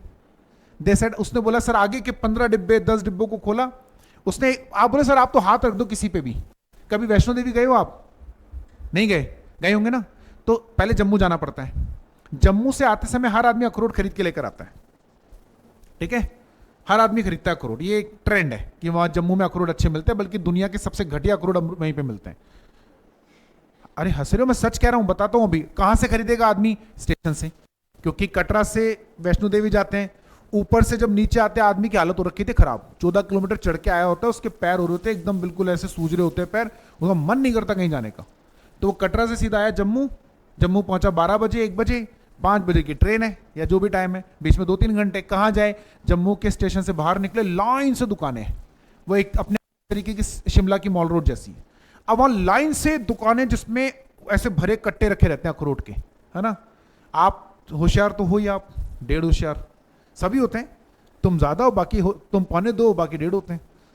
अब वो बंदा क्या करेगा? होशियारी, अखरोट का कट्टा रखा है, उसमें से अखरोट निकालेगा, पहले से ज्ञान लेकर आया होता है वो, है ना।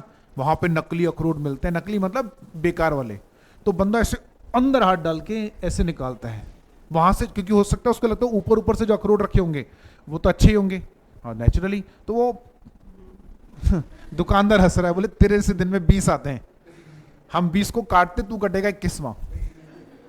आपके वो आप सोच लो मैं नीचे से निकाल के चेक करूंगा, उसने नीचे ही खराब भर रखे हैं, राइट, नीचे कहां? सबसे नीचे, बीच वाली लेयर उसने एकदम मस्त लगाई। कितना? इतना बड़ा कट्टा है, तुम्हारा हाथ है, कानून का थोड़ी ना है, ये तो छोटा सा ही है, कितना सा जाएगा?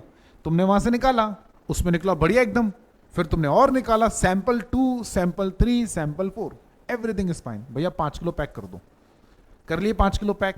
उसने भी ऐसा बांधा कि साला ये घर जाके खुलेगा, कट्टा बीच में खुल ही नहीं सकता, उसको पता है 4 घंटे बाद ट्रेन है इसकी, साला बीच में इसको खोल के आ गया और चेक कर लिया ना तो ये अभी खाएगा चांद। वो ऐसा पैक करके देगा तुमसे कट्टा खुलेगा नहीं, तो आप छोड़ना यार घर जाके खोलेंगे। अब आपने घर जाके खोला, पहला अखरोट निकाला, खराब, दूसरा खराब, तीसरा खराब, चौथा खराब, खराब ये आगे तक गिन लो कितने भी, मिलेगा ही नहीं एक भी अच्छा। और आपके सामने पैक करें उसने, उनकी पूरी ट्रिक होती है, वो जानबूझ के ऊपर वाले खराब रखते हैं, क्योंकि उनको पता है जितने ज्ञानी आएंगे वो सबके सब ऐसे ही करेंगे, राइट। ये जितने भी इन्वेंट्री चेक कराने वाले बंदे होते हैं ना, सारे ज्ञानी होते हैं। आगे के सारे कार्टन में एकदम बिल्कुल परफेक्ट, राइट। आपको लग रहा है, अच्छा आपको बोलेगा सर आप रैंडम, मेरे कहने पे मत चलो सर, आप आपके सामने ऐसे प्रिटेंड करेगा जैसे कितना अच्छा है, सर आप ना कोई सा भी कार्टून उठा लो सर, उसको भी पता है तुम साला कौन सा वो पीछे का कट्टा निकाल लोगे, सुपरमैन तो तुम हो नहीं, तो तुम क्या करोगे? ले वो वाला ले भाई, वो वाला वो उठा ला, मान लो इससे ज्यादा क्या कर लोगे तुम? 4 कार्टन उछल के तुम ले लोगे। तुमने खोला उसमें भी 15-20 पैक, आप इधर चले गए इसमें भी अलग कर दो भाई, पता चला नीचे के पूरे डिब्बे खाली थे, वो खाली थे जिनका माल बिक गया, खाली डिब्बे पे टेप लगाया वापस रख दिया। इज वेरी कॉमन, हम भी शुरू में नहीं कर पाते थे, धीरे धीरे हमको पता चला इन्वेंट्री शॉर्टेज, फिर समझ में आने का भाई ऐसा है, ज्ञान मत दे, बाहर निकल तो पहले तू, ठीक है। हमको मत सिखा कि हमको कैसे चेक करना है, हम चेक करेंगे। वो जितना ज्यादा आपके सामने कोई अच्छा बन रहा है ना, आप समझो ये दुनिया में एक रूल याद रखो, जो जितनी कोई चीज अच्छी है, सुंदर है और आसान है, वो उतनी खतरनाक होती है वो, ठीक है। तो अगर आपको लग रहा है ना बंदा बहुत अच्छे से प्रिटेंड कर रहा है, उसको बाहर निकालो। बोले हम डिसाइड करेंगे कौन सा चेक करना, बोले सर नहीं, अरे तू बाहर निकल पहले तो यार, उसके बाद इन्वेंट्री चेक करना। इसके लिए जरूरी होता है एग्जिस्टेंस चेक करना, ठीक है। और सेकंड आता है कंडीशन। अब जितनी मेहनत करनी है ना इसी में करनी है, इन 2 चीजों को चेक करने के लिए। और इन 2 चीजों को चेक करने का एक ही तरीका है, जो आपने बिल्कुल शुरू में बोला था, पीवी मतलब फिजिकल वेरिफिकेशन, और कोई भी तरीका नहीं होता, है ही नहीं कोई तरीका, मतलब है ही ऑल्टरनेट इसका रिकॉर्ड चेक किया जाता है टू वेरीफाई। मतलब एक बार हम फिजिकल वेरिफिकेशन कर लें, क्वांटिटी को वेरीफाई कर लें, फिर रिकॉर्ड्स में चलेंगे, फिर जाके रिकॉर्ड्स में देखेंगे उसमें कितनी क्वांटिटी है, and if we found any discrepancy तो आगे प्रोसीड करेंगे। उसके बाद जब क्वांटिटी फाइनल हो जाती है देन कुछ नहीं करते हम लोग, फिर एंटिटी से पूछते थे किस पर वैल्यू करा, उसने बोला इस पे वैल्यू करा, मैं लगा सही करा, बता कितनी वैल्यू, ये वैल्यू, आप ही मल्टीप्लाई कर लो, निकल जाएगा वैल्यू, करेक्ट। सो इस पूरे स्टैंडर्ड में we will not talk about the value of inventory, will talk about condition and existence, that is quantity, and how to do this physical verification, right. यहां तक बात समझ में आ गई अच्छे से। अब इसको थोड़ी देर के लिए आप साइड में रख दीजिए, बहुत कॉम्प्लिकेटेड सा है जो हम आपको पढ़ाने वाले हैं, इसको आप साइड में रख दीजिए। इन्वेंट्री का फिजिकल वेरिफिकेशन आपको कब करना चाहिए? इन्वेंट्री का फिजिकल वेरिफिकेशन कब करना चाहिए? जब हमारा मन करे। अरे बहुत बढ़िया। एक ने कहा जब मटेरियल मिस स्टेटमेंट मिले, एक कह रहा है जब प्रोफेशनल जजमेंट पे, मतलब बोले हमको नहीं पता, आपने सवाल पूछा आप ही बताओ। और मैंने ये नहीं पूछा कि शायद मेरा सवाल ही गलत हो गया, मैं सवाल को और एक्सप्लेन करता हूँ, शायद आपको तब समझ में आएगा मेरा सवाल क्या, तो हो सकता है आप लोग आंसर उस कॉन्टेक्स्ट में दे रहे हो। इन्वेंट्री चेक करनी है, ठीक है, अपने दिमाग में सेट कर लो, तो योर आंसर आर रॉन्ग, आपका भी। मैं तो बोल रहा हूँ इन्वेंट्री चेक करनी है, कौन सी डेट को हम चेक करें inventory?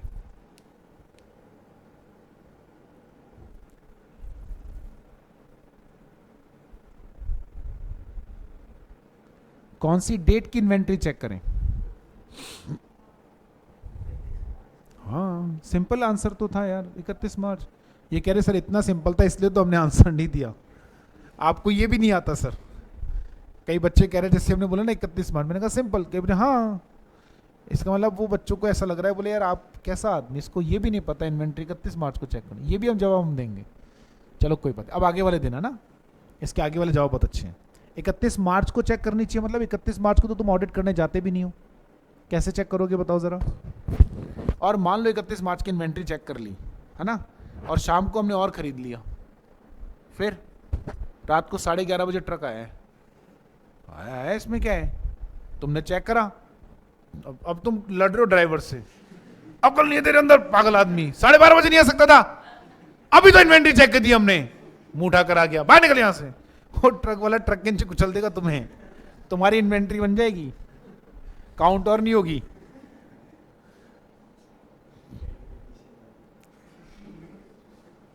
Existence of auditor not found. अब बोलो कब चेक करना चाहिए?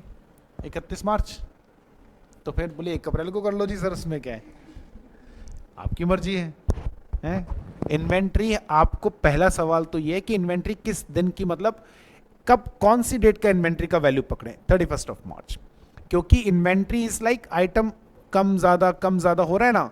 31 मार्च को रात को 12 बजे की इन्वेंट्री पकड़नी है या 1 अप्रैल की सुबह की इन्वेंट्री पकड़नी है, ठीक है। 12 बजे से पहले नहीं लेना, चाहे या फिर 12 बजे से पहले का लो तो इस कंडीशन पे लेना कि 31 मार्च को कोई सेल परचेज ना हो, 99% सेल भी नहीं हो, परचेज भी नहीं हो, कंजम्पशन भी नहीं हो, मतलब 31 मार्च को इन्वेंट्री का बंद ही रहेगा गोदाम, आज यहां ना कुछ आएगा ना जाएगा ना कंज्यूम होगा, तो आप 31 मार्च को ले सकते हो, अदरवाइज आपको 31 मार्च को नहीं लेना। लेकिन पहली बात, आपके आने से पहले तो एंटिटी होगी ना वहां, पहले बैलेंस शीट P&L बनेगा या आप चले जाओगे, मतलब दुल्हन का आता पता नहीं और बारात लेके पहुंच गए।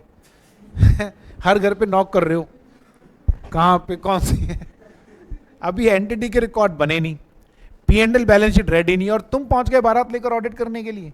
कैसे ऑडिट करोगे बताओ, जो तुम बार बार कह रहे 31 मार्च को कर लेंगे, कैसे करोगे बताओ।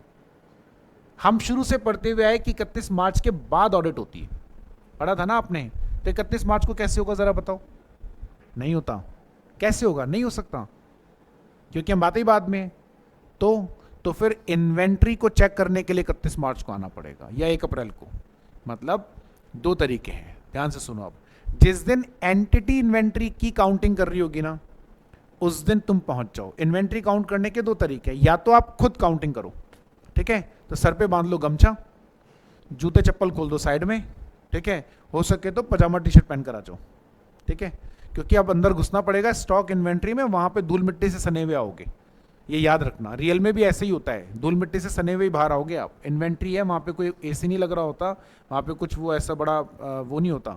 गोदाम है, उसमें बदबू भी आ रही होगी, गर्मी भी होगी, सीलन भी होगी, सब होगा उसके अंदर, राइट। लाइट भी ढंग से नहीं जल रही होगी, तो उसी में तुमको काम करना पड़ेगा। तो तुम एक काम करो, ये पहला तरीका। दूसरा तरीका, इसमें लेकिन तुम्हारी मेहनत ज़्यादा है, तुम्हें एक एक इन्वेंट्री को काउंट करना पड़ेगा।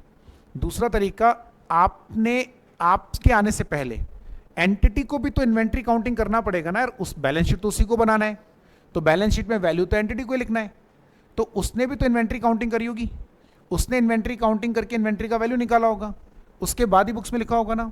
तो जिस दिन एंटिटी ने इन्वेंट्री की काउंटिंग करी, तुम भी पहुंच जाओ अपना रजिस्टर लेके, पेन लेके, एंटिटी का बंदा काउंटिंग कर रहा है, तुम दूर खड़े रहो, ठीक है, आराम से, लेकिन ध्यान से उसको देखते रहना आप कि वो इन्वेंट्री की काउंटिंग कर कैसे रहा है। इन्वेंट्री की काउंटिंग का एक तरीका होता है ना, ध्यान से देखो कि वो बंदा इन्वेंट्री की काउंटिंग सही तरीके से कर रहा हो। अगर मैनेजमेंट ने कोई एसओपी बना रखी है, एसओपी मतलब स्टैंडर्ड ऑपरेटिंग प्रोसीजर, राइट, या मैनेजमेंट ने कोई इंस्ट्रक्शन दिए हुए हैं कि इन्वेंट्री को कैसे कैसे काउंट करना होता है, तो चेक करो वो मैनेजमेंट के इंस्ट्रक्शन के अकॉर्डिंग काउंटिंग कर रहा हूँ, सही काउंटिंग कर रहा हूँ, ठीक है, ये आप देखते रहो। अगर आपको लगे वो सही काउंटिंग कर रहा है, तो जो जो वैल्यू उसने लिखी है अपने पेपर में, वही आप इन्वेंट्री का वैल्यू मान लो, ठीक है। इसको हम कहते हैं ऑब्जर्वेशन। पीछे पढ़े थे ना आपने 6 मेथड्स पढ़े थे ना, उनमें से एक मेथड ये भी था ना ऑब्जर्वेशन, यानी कोई प्रोसीजर एंटिटी परफॉर्म कर रही है, आप उसको ऑब्जर्व कर रहे हो, ठीक है। अच्छा तरीका है, बहुत बढ़िया तरीका है, टाइम कंज्यूमिंग नहीं है, राइट, और आपकी ज़्यादा मेहनत नहीं होती। लेकिन इसके लिए ज़रूरी है एक बात कि आप जिस दिन एंटिटी इन्वेंट्री काउंटिंग करें उस दिन आप अवेलेबल हो। और एंटिटी इन्वेंट्री काउंटिंग जनरली 31 मार्च या 1 अप्रैल को करते हैं। 31 मार्च को तब करते हैं जब उनका इन्वेंट्री क्लोज होता है 31 मार्च को, नहीं तो 1 अप्रैल को तो है ही। मान लीजिए अगर आप नहीं जा पाए उस दिन, तो फिर क्या करेंगे? हाँ, तो फिर मेरे को बताओ, आपके उसके इन्वेंट्री काउंटिंग पे भी क्यों भरोसा करा? बैलेंस शीट पे भरोसा कर लेते फिर आपने बैलेंस शीट में बाकी आइटम भी क्यों चेक कर लेते? भरोसा ही कर लेते ना। आप एक काम करते, आज सुबह ऑडिट लिया, दोपहर को ऑडिट रिपोर्ट दे दो, बोले सर भरोसा है, बात ही खत्म हो गई। ये कितना बेवकूफ़ी भरी बात है यार। मतलब कोई बंदा डॉक्टर जब ऑपरेशन करता है ना, उससे पहले आपके सारे टेस्ट कराता है, आपको भी पता होता है ना आपको शुगर है या नहीं, आपको पता होता है ना बीपी है या नहीं, तो डॉक्टर को भरोसा कर लेना चाहिए हम पर। मैं कह रहा हूं कि मेरे को शुगर नहीं है, फिर भी नहीं मान रहे। डॉक्टर कह रहा है यार भाई क्या हो गया, शुगर ही तो टेस्ट कर रहे हैं यार। अरे आपको पता है, आप पे भरोसा करके बेचारे ने ऑपरेशन कर दिया, तुम दोबारा उठे ही नहीं। ऐसे थोड़ी ना होता है कोई। भरोसा क्या होता है? पागल जैसी बातें कर रहा है, बेवकूफ, गधा, मूर्ख। सीए बनने जा रहा है और ऐसी बातें भरोसा कर लेंगे? क्यों भरोसा कर लेंगे हम? ये फिर ऐसे 501 जग बनाने के लिए पढ़ रहे हैं हम? यही तो पढ़ रहे हैं ना हम कि अगर नहीं होगा तो क्या करेंगे। तो दूसरा नहीं पता तो कोई बात नहीं, बट ये तो मत बोलो भरोसा करेंगे फिर। हाँ, यू मस्ट बी, हमेशा ऑल्टरनेट तरीका ढूंढो। किसी हम खुद करेंगे, फिर हमें करना पड़ेगा। एंटिटी ने तो आपको इनवाइट किया, आप नहीं आए तो आप जाओ। अब आप पहुंचे 5 तारीख को, तो 5 को जो इन्वेंट्री चेक करोगे तो 5 की इन्वेंट्री होगी ना, उसमें तो 5 तारीख का पता चलेगा। हमें कब की चाहिए? क्या करें फिर हम?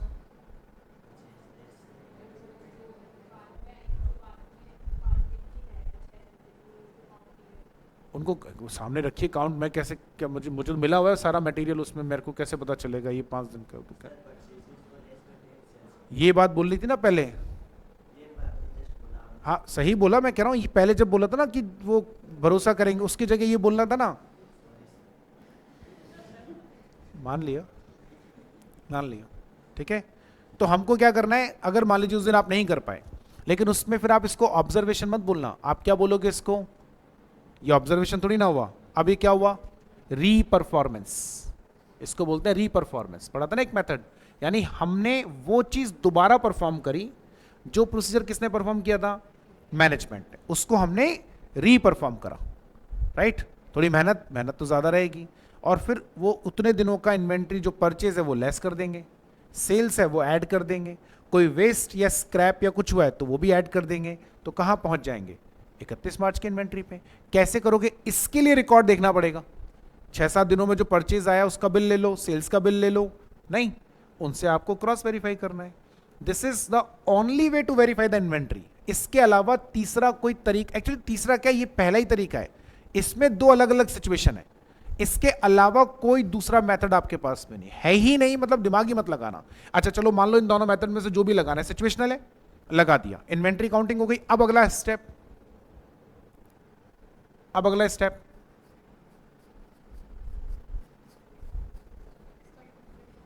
है, अगला आइटम मतलब वो इन्वेंट्री में सारे आइटम चेक कर लिए दीदी, मतलब मैं समझा नहीं।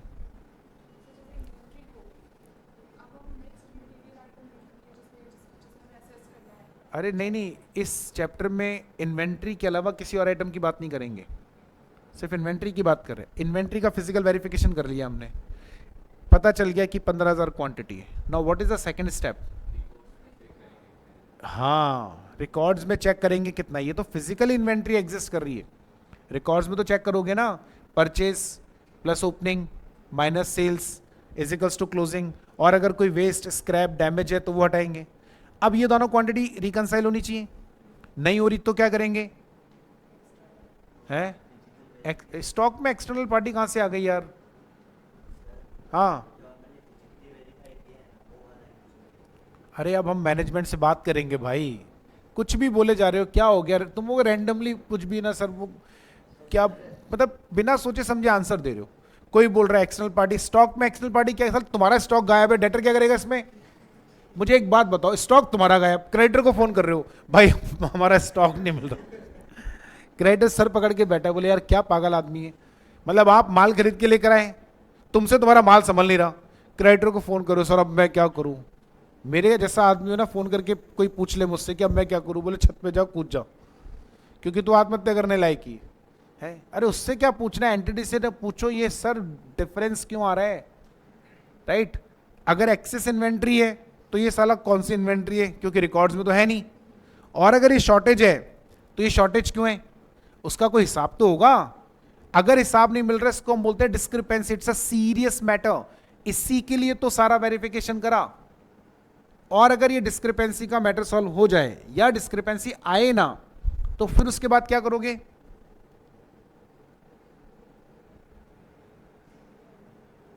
फिर हम फिर चुप बैठ जाएंगे।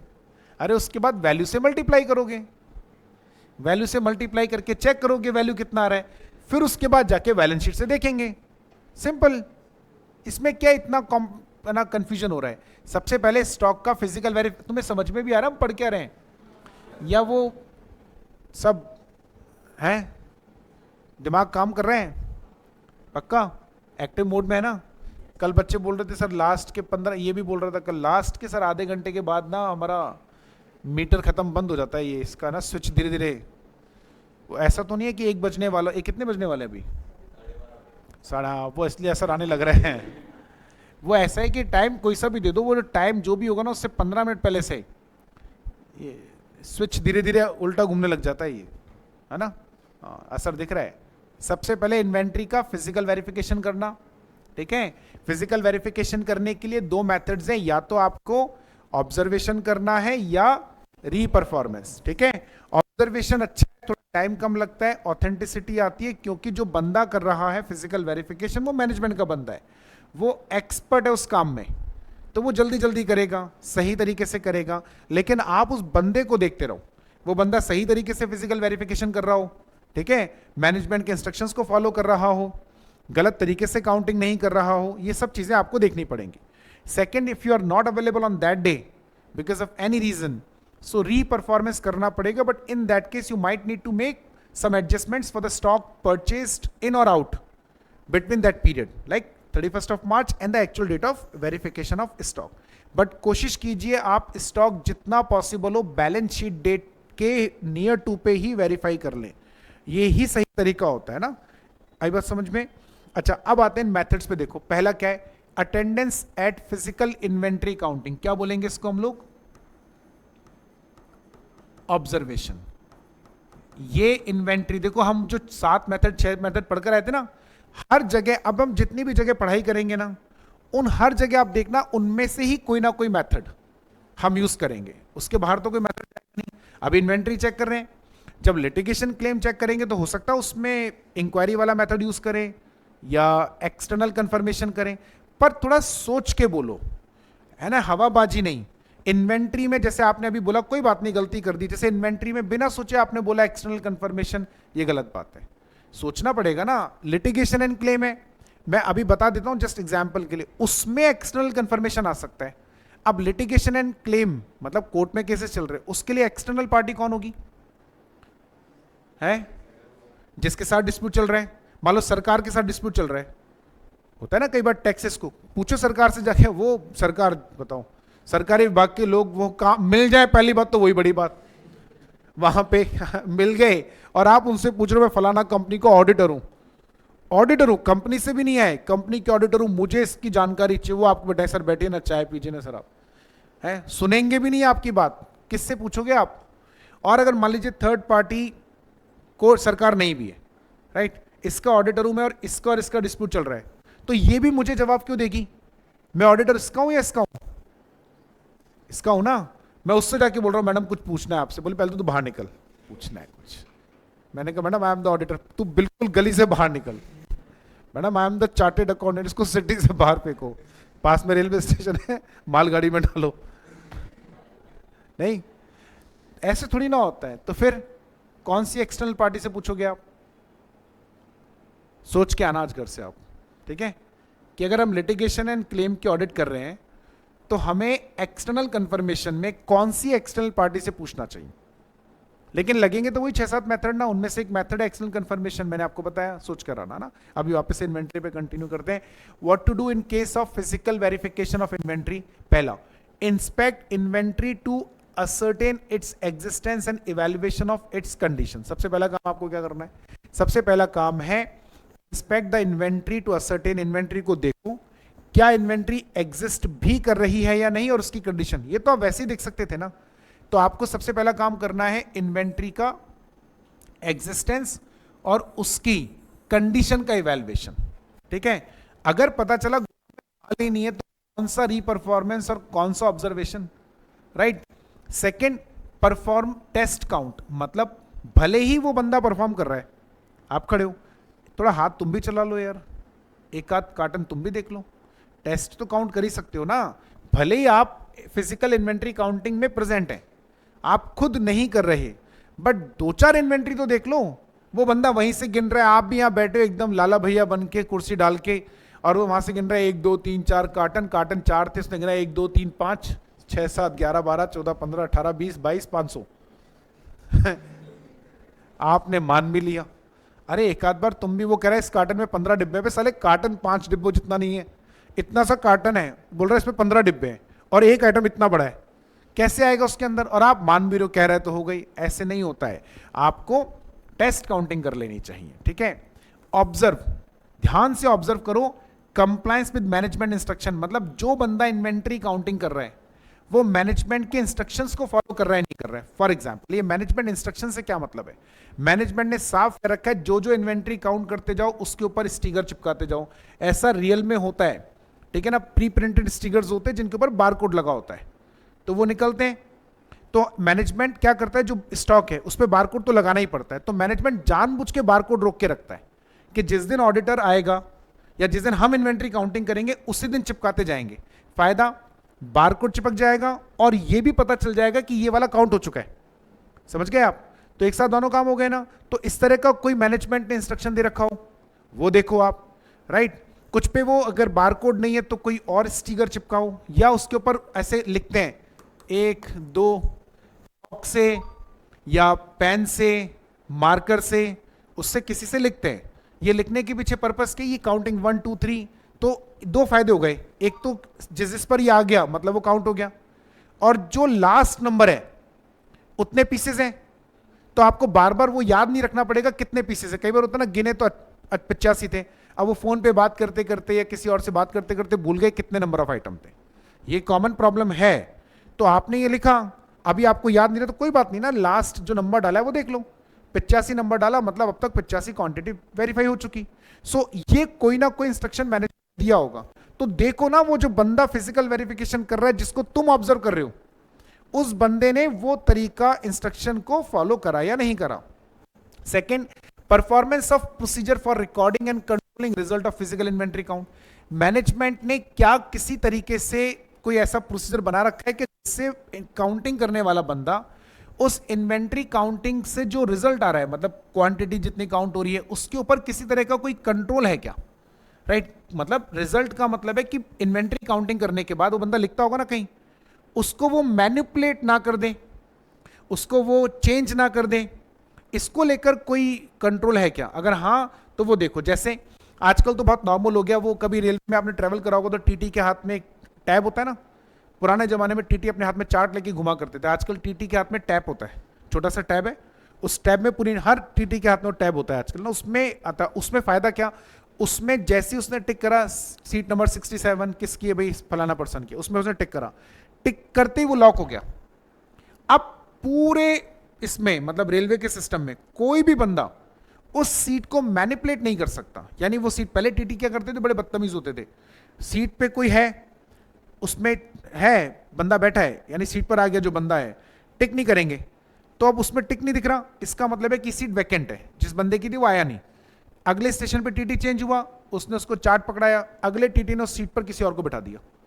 अब वो दोनों लड़ रहे, वो कह रहा है मैं टीटी को पैसे देकर आया हूं, वो कह रहा है मैंने टिकट खरीदी, और टीटी का था पता नहीं।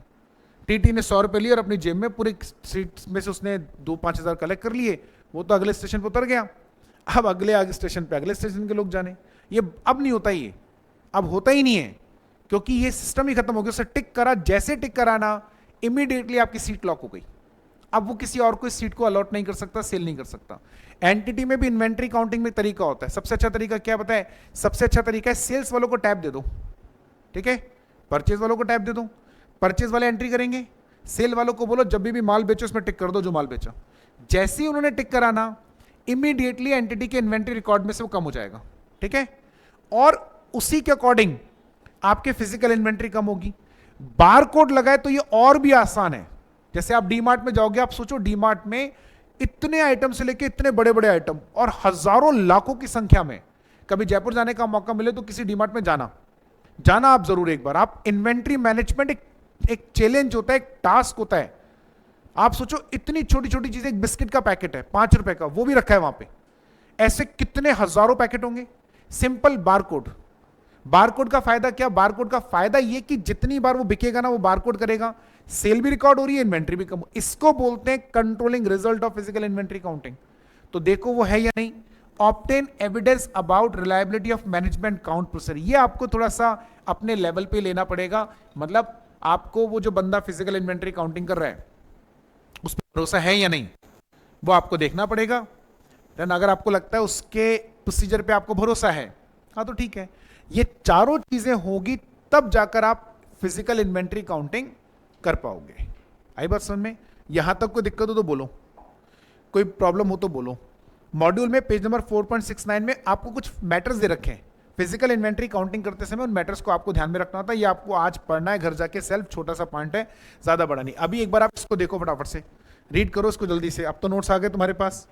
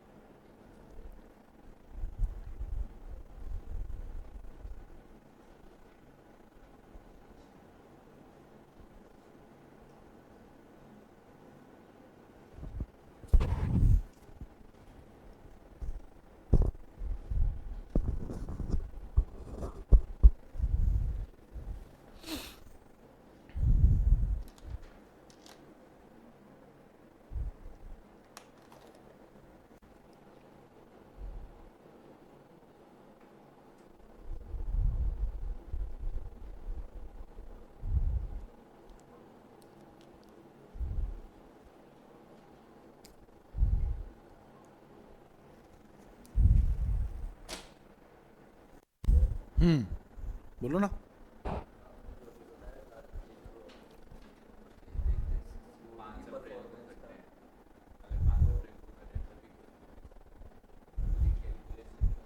जोर से बोलो ना, इतना धीरे धीरे क्यों बोल रहे हो? री परफॉर्मेंस करने के बाद रिकैलकुलेशन होगा पहली बात तो। री परफॉर्मेंस तो फिर भी है ही ना, इन्वेंट्री को आपने खुद ने चेक करके देखा तो री परफॉर्मेंस तो है ही। दूसरी बात, रिकैलकुलेशन क्या होता है? रिकैलकुलेशन वर्ड का क्या मतलब है? रिकैलकुलेशन वर्ड का क्या मतलब है? दोबारा से कैलकुलेट करना। पहली बार कब कैलकुलेट किया था बताओ, जो आप इसको रिकैलकुलेट बोल रहे हो? पहली बार किसने कैलकुलेट किया था? मैनेजमेंट ने तो करा नहीं कभी, तो रिकैलकुलेशन कैसे हुआ? समझे? पर री परफॉर्मेंस है क्योंकि इन्वेंट्री का काउंटिंग मैनेजमेंट ने की थी, आप आकर दोबारा कर रहे हो, इसलिए री परफॉर्मेंस है। ठीक है, आओ चलो सेकंड। अच्छा, एक तो ये आपको आज पढ़कर आना, इसको ढंग से पढ़कर आना घर से। अगर ये जगह खाली छोड़ने का एक इंटेंशन था कि आप जब घर से पढ़ें और आपको लगे कि यार मुझे यहीं लिख देना है, तो आप अपनी ही लैंग्वेज में शॉर्ट में लिख देना। उससे फायदा ये होगा कि आपको डे बिफोर एग्जाम मॉड्यूल नहीं खोलना पड़ेगा। क्या ना, मतलब एग्जाम में आप पढ़ रहे हो, एक तो नोट से यही पढ़ना है, अब आपने पढ़ा पिच मैप 4.69, अब मॉड्यूल खोलो। तो इससे तो बेटर है आप घर जाके जब इसको पढ़ोगे, आपको लगे समरी बनाकर ये लिखना, लिख देना। कोई मुश्किल पॉइंट नहीं है, घबराने की आवश्यकता नहीं है। मैं अगर आपको कोई चीज़ घर से पढ़ने के लिए देता हूँ, वो वही है जो बहुत ज़्यादा रेलेवेंट नहीं है या सिंपल है, तो आप पढ़ सकते हैं, इससे घबराने की कोई बात नहीं है। ठीक है, चलो अभी इधर आओ। एक दूसरा, perform audit procedure on entity's final inventory record to ascertain whether such records reflect actual. अब ये क्या है? ये एक्चुअली बहुत बात की स्टेज है, पर चूंकि मैं इधर अभी समझा दे रहा हूं एक सिंपल सा। हमें फिजिकल इन्वेंट्री काउंटिंग करने के बाद सेकंड स्टेप हमारा क्या था? एंटिटी के रिकॉर्ड से वेरीफाई करना। यही है ना हमारा। अभी हमारा फिजिकल इन्वेंट्री काउंटिंग पूरा नहीं हुआ है, क्योंकि अभी हमने क्या करा है, फिजिकल इन्वेंट्री काउंटिंग में पहला स्टेप पढ़ा है, या पहला कि जहां पर हम री परफॉर्मेंस नहीं कर रहे हैं, ऑब्जर्वेशन कर रहे हैं। सेकंड केस तो वो है ना जहां पर हमको खुद री परफॉर्म करना है, राइट? तो अभी हमारा फिजिकल इन्वेंट्री काउंटिंग कंप्लीट नहीं हुआ है। हमारा अभी फिजिकल इन्वेंट्री काउंटिंग में पहला कंप्लीट हुआ है attendance at physical inventory counting, that is observation. ठीक है, अगर ये नहीं हो पाएगा तो फिर हम क्या करेंगे? री परफॉर्मेंस। पर दोनों एक साथ नहीं करना कभी भी। फिजिकल इन्वेंट्री काउंटिंग में दोनों नहीं करना। जिस दिन मैनेजमेंट ने करा उस दिन भी पहुंच गए, फालतू में टाइम खराब करोगे, और मैनेजमेंट अलाउ भी नहीं करता। करेक्ट? तो वो अभी हम पढ़ेंगे। लेकिन इन दोनों में से जो भी करना है, उसको करने के बाद आप क्या करोगे? इन दोनों में से जो भी करना है वो करा आपने, इन्वेंट्री की वैल्यू पता चल गई, सॉरी क्वांटिटी पता चली फिजिकल वाली। अगला स्टेप हमारा क्या था? रिकॉर्ड से क्रॉस। तो रिकॉर्ड सही है या नहीं, पहले ये तो चेक कर लो। आप जिन रिकॉर्ड से कंपेयर करने जा रहे हो, पता चला वो रिकॉर्ड्स इनकम्प्लीट हैं, वो रिकॉर्ड्स गलत बने हुए हैं, तो उससे कंपेयर करोगे तो यार मिसमैच करेगा ही ना। होता है कई बार एंटिटी ने रिकॉर्ड्स को अपडेट नहीं करा, मतलब बहुत नॉर्मल है, आप घबराओ मत। ये सब चीजें जो मैं आपको बोल रहा हूं ये बिल्कुल नॉर्मल है, बहुत होता है रियल लाइफ में। ये सब चीजें, ये ऑब्स्टेकल्स, ये हजार्ड्स आते ही आते हैं। तो पता चला यहां हमने फिजिकल इन्वेंट्री काउंटिंग करा, हमने तो यही पढ़ा था, अब जाकर हम चेक कर रहे हैं, वहां पता चला रिकॉर्ड बने हुए ही नहीं है, रिकॉर्ड में पिछले 4 महीने से एंट्री नहीं हुई। अब आप उन रिकॉर्ड से कंपेयर कर सकते हो क्या? तो हमें क्या करना है? We need to perform audit procedure on entity's final inventory record. Inventory record का ऑडिट प्रोसीजर लगाना है, ये असर्टेन करने के लिए कि जो उनमें रिकॉर्ड में रिजल्ट आ रहा है वो सही है या नहीं, तभी कंपेयर करना, वरना कंपेयर मत करना, 100% गलत रिजल्ट होगा। आप मेरी बात समझे क्या? This is an audit procedure on entity's final inventory record. Inventory record, record ledgers, right, या स्टोर लेजर, जिसमें आप फीफो लीफो मेथड के हिसाब से एंट्री करते हो, इनपुट आउटपुट, उन रिकॉर्ड्स की बात कर रहे हैं। उनके ऊपर ऑडिट प्रोसीजर लगाओ। उनके ऊपर ऑडिट प्रोसीजर लगाने का मतलब उनको चेक करो कि क्या उनमें सही वैल्यू रिफ्लेक्ट हो रही है, क्या उसमें इन्वेंट्री के रिकॉर्ड सही रिफ्लेक्ट हो रहे हैं क्या, ये आपको असर्टेन करना है। ये करे बिना इन्वेंट्री, फिजिकल इन्वेंट्री काउंटिंग से जो रिजल्ट आया उसको कंपेयर करने का कोई भी लॉजिक नहीं निकलेगा। ठीक है, बात भेजे में आ गई अच्छे से? पक्का? गुड। अब इसको भूल जाइए, अब आते हैं, अगर हम लोग इन्वेंट्री काउंटिंग वाले दिन नहीं आ पाए तो क्या होगा? See, if physical inventory count is done on date other than financial statement date, यानी 31 मार्च को फिजिकल इन्वेंट्री काउंटिंग नहीं हो पा रही। ठीक है, अच्छा नहीं हो पा रही मतलब हमसे नहीं, मैनेजमेंट से भी नहीं हो पा रही, ठीक है, हमने यहां पर बीच में एक सिचुएशन डाल दी, आपसे नहीं हो रही, मैनेजमेंट से भी नहीं हुई, मैनेजमेंट ने खुद ने ही फिजिकल इन्वेंट्री काउंटिंग 5 अप्रैल को करी है। तो अभी जो आप थोड़ी देर पहले बोल रहे थे ना रिकैलकुलेशन, उसको अब बोलेंगे रिकैलकुलेशन, क्योंकि अब वो काम पहले मैनेजमेंट को भी करना पड़ेगा, राइट। मैनेजमेंट ने खुद ने फिजिकल इन्वेंट्री काउंटिंग किस दिन करी? 5 अप्रैल को, for example. So what management have to do, ऊपर वाला काम तो है, अब उस केस में हम भी 5 अप्रैल को जाएंगे ना, तो उस केस में क्या होगा, ये तो करना ही है, प्लस बैलेंस शीट डेट और फिजिकल इन्वेंट्री काउंटिंग डेट के बीच में जो ट्रांजैक्शंस हैं उनका एडजस्टमेंट हुआ या नहीं हुआ, ये भी आपको चेक करना है। और अगर ऐसा फिजिकल वेरिफिकेशन आप खुद कर रहे होते तो फिर आपको कैलकुलेशन चेक नहीं करनी होती, कैलकुलेशन करनी होती। नहीं समझे आप मेरी बात? अभी तो फिजिकल इन्वेंट्री काउंटिंग 5 अप्रैल को मैनेजमेंट कर रहा है, तो मैनेजमेंट ने भी वो कैलकुलेशन करी होगी, राइट। तो हमें कैलकुलेशन चेक करनी है, मतलब रीकैलकुलेट करना है, ठीक है। बट अगर मैनेजमेंट 31 मार्च को कर चुका है या 1 अप्रैल को कर चुका फिजिकल इन्वेंट्री काउंटिंग और आप कर रहे हो 5 अप्रैल को, ठीक है, तो आप तो खुद कर रहे हो ना 5 अप्रैल को, तो अब वो कैलकुलेशन नहीं चेक करनी, कैलकुलेशन है ही कहां जो चेक करोगे, आपको कैलकुलेशन करनी है, क्योंकि मैनेजमेंट ने तो 1 अप्रैल को इन्वेंट्री काउंटिंग कर ली, तो वो तो कैलकुलेशन क्यों ही करेगा। आप लेट आए तो आप करो कैलकुलेशन, क्योंकि आपने 5 अप्रैल की इन्वेंट्री चेक करी। ये बात समझ में आ रही है अच्छे से?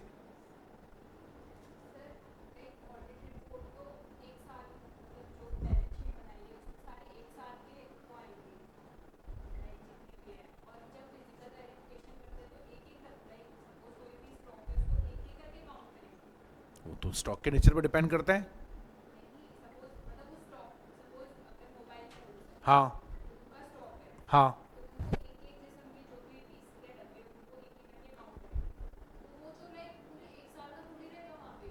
स्टॉक चेक कर रहे हैं ना, 1 साल का क्यों हो रहा है, हम तो 31 मार्च का स्टॉक चेक करेंगे ना। अरे यार क्या बोल रहे हो आप, मुझे एक आप बताओ, स्टॉक मतलब क्या होता है, स्टॉक वर्ड का क्या मतलब है? उस दिन जो बचा उसकी ऑडिट कर रहे हो ना, तो पूरे साल भर का क्यों चेक करना है?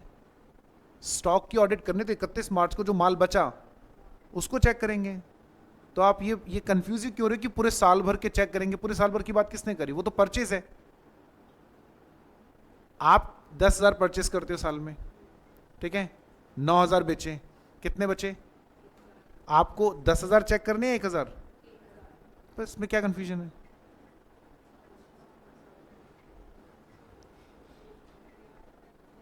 नहीं नहीं कोई बात नहीं, क्लियर हो गया अभी भी डाउट है? तो साल भर के नहीं कर चेक करने परचेस के, जो लास्ट में बचे सिर्फ उसी को चेक करना है, क्योंकि क्लोजिंग तो वही है ना, पक्का ना? हाँ, तो वो समझ में आ गया डिफरेंस कैलकुलेशन रिकैलकुलेशन वाला। ये टॉपिक कौन सा है? If physical inventory counting is done on date other than financial statement, by whom? By management और ऑडिटर, एज द केस में भी दोनों में आएगा। See, auditor shall perform additional audit procedure to obtain evidence about. अब additional क्यों? ये तो करना ही है, ये तो करना ही है। अब हमें वो जो 5 दिन का ट्रांजैक्शन हुआ उसके एविडेंसेस और लेने पड़ेंगे, यानी 5 दिन में जो परचेज हुई उसका एविडेंस लो, 5 दिन में सेल हुई उसका एविडेंस लो, वो भी तो लेने पड़ेंगे ना, वरना हम कैसे चेक करेंगे? मैनेजमेंट ने तो कैलकुलेट करके दे दिया 5 अप्रैल को इन्वेंट्री 15,000 यूनिट, 31 मार्च की इन्वेंट्री 13,500, उसने उसमें कर दिया 15,000 में ऐड सेल्स लेस परचेज। और अब हम कैसे वेरीफाई करें? तो हमें वो जो 3 दिन या 5 दिन में परचेज हुआ सेल हुआ उसके लिए भी एविडेंस लेना है। देखो, auditor shall perform additional audit procedure, additional word इसलिए लिखा क्योंकि वो वाला काम तो करना ही है, to obtain evidence about changes in inventory between counting date and date of financial statement. Counting date मतलब जिस दिन आपने इन्वेंट्री का फिजिकल वेरिफिकेशन करा, आपने करा या मैनेजमेंट ने करा ना, एज द केस में भी, राइट। अब ये एडिशनल ऑडिट प्रोसीजर लगाने के लिए आप किन बातों का ध्यान रखें? Whether perpetual inventory records are adjusted. ज्यादा दिमाग मत लगाना, बहुत इंपॉर्टेंट नहीं है ये वाला, आपको बस ये याद रखना है, ये इंपॉर्टेंट है ये इंपॉर्टेंट नहीं है, तो ये याद ना रहे तो घबराना नहीं, छोड़ देना। Whether perpetual inventory records are maintain. Perpetual क्या होता है? परपेचुअल इन्वेंट्री के आने एंट्री, फिर बैलेंस निकलेगा, गया फिर बैलेंस। जितनी बार इन्वेंट्री के रिकॉर्ड्स में इन्वेंट्री में मूवमेंट होता है उतनी बार क्लोजिंग बैलेंस कैलकुलेट करते हैं। दिन में अगर 10 बार इन्वेंट्री में मूवमेंट हुआ मतलब आई या गई, तो 10 बार क्लोजिंग बैलेंस कैलकुलेट होगा। इसको बोलते हैं परपेचुअल इन्वेंट्री रिकॉर्ड्स। तो आपको चेक करना है एंटिटी में परपेचुअल रिकॉर्ड्स हैं क्या। इसका फायदा ये कि वो जो 5 दिन का एडजस्टमेंट है ना, उसको चेक करने में आसानी होगी। Second, reliability of perpetual records and reason of difference in information obtain in perpetual record और इन्वेंट्री रिकॉर्ड। मतलब 5 दिन में मैनेजमेंट कहता है हमने 3000 यूनिट बेच दी, करेक्ट, और हमने 1500 यूनिट खरीदी, तो 15,000, ये जो भी एडजस्टमेंट आपने करा, 15,000 में से 3,000 बेची तो कितनी हो गई, 12,000, राइट, और 1500 खरीदी तो हो गई 13,500। तो 5 अप्रैल की इन्वेंट्री कितनी आ रही होगी, 13,500, राइट। हम उसको रिवर्स करेंगे, जो 3,000 बेची वो ऐड करेंगे, तो 13,500 प्लस 3,000 16,500। 1500 जो खरीदी वो लेस करेंगे, यानी 1500, तो 15,000 आनी चाहिए थी। अब ये तो आप बोल रहे हो कि 3,000 खरीदी और 1500 बेची, या जो भी आपने करा, ये बात आपके परपेचुअल इन्वेंट्री रिकॉर्ड में दिखनी चाहिए ना। यानी 1 अप्रैल को जितनी यूनिट आपने बेची होगी उतनी उसमें दिखेगी। उस दिन क्लोजिंग बैलेंस कम हुआ होगा, जब खरीदी होगी तो क्लोजिंग बैलेंस फिर बढ़ा होगा। तो टेक्निकली ये जो आपने खरीदते बेचते समय क्लोजिंग बैलेंस को बढ़ाया कम, तो 5 अप्रैल को ये बैलेंस 15,000 आना चाहिए था ना, ये परपेचुअल रिकॉर्ड में भी। लेकिन ऐसा नहीं हो रहा, परपेचुअल रिकॉर्ड कुछ और बोल रहे हैं, आप जो एडजस्टमेंट कर रहे हो वो कुछ और है, तो फिर डिफरेंस तो आएगा ना, वो भी हमें देखना पड़ेगा। ऐसे नहीं कि मैनेजमेंट ने बोला हमने 3,000 खरीदी, 3,000 बेची, 1500 खरीदी और आपने मान लिया। हो सकता है वो बिल भी दिखा रहा हो, वो हो सकता है आपको बिल दिखाए, देखो 3,000 बेचने के बिल हैं, 1500 के। लेकिन अगर परपेचुअल इन्वेंट्री रिकॉर्ड है तो उससे भी क्रॉस वेरीफाई करो, ठीक है। तो उससे आपको ये सही, देखो ये बहुत इंपॉर्टेंट है। कई बार ना मैनेजमेंट जानबूझकर, आप हमेशा ये मत समझो कि मैनेजमेंट 31 मार्च को या 1 अप्रैल को नहीं कर रहा होगा क्योंकि टाइम नहीं मिला। कई बार मैनेजमेंट ये सारा कांड इंटेंशनली करता है। बहुत लफड़े होते हैं, आप लोगों को जितना सीधा समझेंगे उतने होते नहीं है। एंटिटी के बहुत मेलाफाइड इंटेंशंस होते हैं। हम लोगों को ऑडिट में पहली चीज सिखाई जाती है आर्टिकलशिप में कि पहले दिन ये अपने दिमाग में सेट कर लो कि कोई भोला नहीं होता, कोई सीधा नहीं है। आप अगर अपने माइंड को सस्पिशियस माइंड के साथ नहीं लेके जाओगे ना, you can never conduct an audit. मतलब मुझे लग रहा है यार बंदा कितना भोला है यार, सीधा ये क्या ही रिकॉर्ड करता होगा, यही सबसे चालाक निकलेगा। तो you always like keep in your mind, अगर एंटिटी 5 अप्रैल को इन्वेंट्री रिकॉर्डिंग कर रहा है, अकाउंटिंग कर रहा है, तो पहला क्वेश्चन तो ये कि भाई 5 अप्रैल को क्यों कर रहे हो आप। पहले तो आप ये बताओ 1 अप्रैल को क्यों नहीं करा आपने, 31 मार्च को नहीं करा, वो समझ में आता है, 1 अप्रैल को क्यों नहीं करा। फर्स्ट क्वेश्चन आंसर होना चाहिए ना। 1 अप्रैल को नहीं करा, इसका मतलब there is like some malafide intention, right. तो इसीलिए ये जरूरी है कि आप परपेचुअल रिकॉर्ड से इसको क्रॉस वेरीफाई करें, ठीक है। यहां पर हमको क्या करना पड़ रहा है, यहां पर हमको उतने पीरियड के लिए एक्स्ट्रा एविडेंस देने पड़ रहे हैं। अब केस देखो जहां पे ऑडिटर फिजिकली काउंट नहीं कर पाया, अब ज्यादा मेहनत नहीं, राइट। इस वाले केस में क्या होगा, अगर आप फिजिकल इन्वेंट्री काउंटिंग वाले दिन प्रेजेंट नहीं थे तो आप किसी और दिन करोगे, तो इस जितना डिफरेंस है वो एडजस्ट करना है, वो आपको करना पड़ेगा। अब इसके अंदर मैं जबरदस्ती केसेस बना देता हूं। मैनेजमेंट ने 31 मार्च 1 अप्रैल को वेरीफाई करा, आपने 6 अप्रैल को करा, तो बैलेंस शीट डेट और date of physical verification by auditor के बीच के एडजस्टमेंट लेने। मैनेजमेंट ने खुद ने 5 अप्रैल को करा और आप उस दिन भी नहीं जा पाए, तो आप गए 10 को। तो अब आपको 31 मार्च का रिकॉर्ड, उसको चेक करने के लिए 5 अप्रैल की जो मैनेजमेंट ने इन्वेंट्री काउंटिंग करी वो देखनी पड़ेगी। मैनेजमेंट ने जो 1 से 5 अप्रैल का एडजस्टमेंट करा वो देखना पड़ेगा, और 6 से 10 का एडजस्टमेंट करना पड़ेगा। तो रीपरफॉर्मेंस, रीकैलकुलेशन एंड कैलकुलेशन तीनों लग गए, राइट। देखो, if auditor is unable to attend physical inventory counting due to the unforeseen circumstances, मतलब कुछ ऐसी परिस्थितियां थी जो उसके कंट्रोल से बाहर थी, उनकी वजह से वो फिजिकल इन्वेंट्री काउंटिंग को अटेंड नहीं कर पाया, ठीक है। Now observe physical inventory counting on alternative date और consider point number 3, sorry consider point number 3। देखो हमने ऊपर रेफर कर दिया, यही तो काम करना है आपको, तो हमने दोबारा नहीं लिखा कि आप किसी और दिन फिजिकल इन्वेंट्री काउंटिंग, हमने बोला था ना ये वो केस है जहां मैनेजमेंट ने किसी और दिन परफॉर्म करा है, राइट। वही काम आपको करना पड़ेगा। आपको भेजे में जा रहा है कि नहीं जा रहा है, इसलिए तो नहीं जा रहा है क्योंकि टाइम जा रहा है, सही में जा रहा है ना, अच्छे से? Attendance at physical inventory counting is impractical, that is due to the nature of and location of inventory. अगर ऐसा हो कि ये नया केस है, बिल्कुल फिजिकल इन्वेंट्री काउंटिंग आप कर ही नहीं सकते, आप जा ही नहीं सकते, ना 31 मार्च को, ना 1 जनवरी फरवरी 1 मार्च अप्रैल को, और ना ही किसी और दिन। अब क्या करें? ऐसा हो सकता है क्या? हो सकता है, इन्वेंट्री के नेचर पर डिपेंड करता है, डेंजरस नेचर की इन्वेंट्री नहीं, जैसे केमिकल फैक्ट्री वगैरह, कौन जाएगा मरने के लिए यार? नहीं, मतलब हम तो नहीं जाते। न्यूज़पेपर वाले में तो आप देखो ना, मैंने एक बार शायद पहले बताया था आपको, है ना, बड़े बड़े रोल्स होते हैं, आप उछलते कूदते वहाँ पहुँच गए, अगले दिन के न्यूज़पेपर में भी आप हो, न्यूज़पेपर भी आप हो, न्यूज़पेपर में भी आप हो, सब कुछ आप ही हो। नहीं, तो ऐसे कौन रिस्क लेगा? या कई ऑफशोर लोकेशंस होती हैं, जंगलों में माइंस वगैरह हैं, आप माइन में गए और फिर कभी वापस नहीं आए। आपको लग रहा होगा यार ऐसा होता है क्या? बिल्कुल होता है, बहुत होता है, नॉर्मल है। कोई भी ऑडिटर ज़्यादा होशियारी दिखा रहा होता है ना, गायब कर देते हैं। हम जब आर्टिकल थे ना, तो हमारे साथ एक लड़का था, नाम नहीं बताऊंगा, जयपुर में सीएस की कोचिंग चलाते हैं, काफ़ी फेमस, अच्छे सीएस के लिए फेमस है वो टीचर, है ना, सबसे बड़ी कोचिंग सीएस की उन्हीं की है जयपुर में, अब तो है या नहीं पता नहीं, पहले तो थी। तो हमारे साथ आर्टिकल छिपे, तो उस आदमी को आप देखोगे ना, देखते ही आपके दिमाग से निकलेगा, मतलब कोई इतना चूमू कैसे हो सकता है? बोलने की बात नहीं कर रहा हूँ, सिर्फ वो खड़ा हो गया यहाँ पर आकर, एक बार खड़ा हो जाए, ठीक है ना, बोलना जब चालू करेगा तब तो आपकी ओपिनियन ही बदल जाएगी कि बोले इतना ज़्यादा चूमू कोई कैसे हो सकता है, राइट? वो आदमी है, वो सच में चूमू ही है। मैं जनरली ऐसे किसी के बारे में बोलता नहीं हूँ, लेकिन वो मेरा दोस्त रहा है एक्चुअली, ना, मुझे पता है उसके बारे में। अब हमारे पास एक न्यूज़पेपर की ऑडिट थी, है ना, न्यूज़पेपर में लाइक हम लोग को सरप्राइज चेकिंग करनी होती है, वो हमारा नॉर्मल प्रोसीजर है, वो एक प्रोटोकॉल है। उसमें एक प्रोटोकॉल ये भी होता है कि हम लोग प्रिंटिंग होते हुए देखते हैं। अब प्रिंटिंग तो रात को ही होती है, सबको पता है, 10 बजे के बाद ही न्यूज़पेपर छपना चालू होता है। न्यूज़पेपर प्रिंटिंग में हमें जाने का होता है, क्योंकि हमें देखना होता है इंक का कंजम्पशन कितना है, इंक बड़ा खर्चा है, राइट? न्यूज़ प्रिंट पेपर का कंजम्पशन कितना है, लेबर कितनी कैजुअल है, कितनी फिक्स्ड है, वो सब हमें देखना होता है। बट आपको वो परमिशन से होता है, और मालूम है किसकी परमिशन लगती है? सिर्फ एक आदमी की, वो होता है मालिक। मतलब नीचे का कोई व्यक्ति, सीईओ तक की भी परमिशन से नहीं घुसने देंगे अंदर, सिर्फ और सिर्फ मालिक, यानी जो ओनर है न्यूज़पेपर का, वो रिटर्न परमिशन देगा तो ही आप अंदर जा सकते हो, अदरवाइज नहीं, आप कोई भी हो।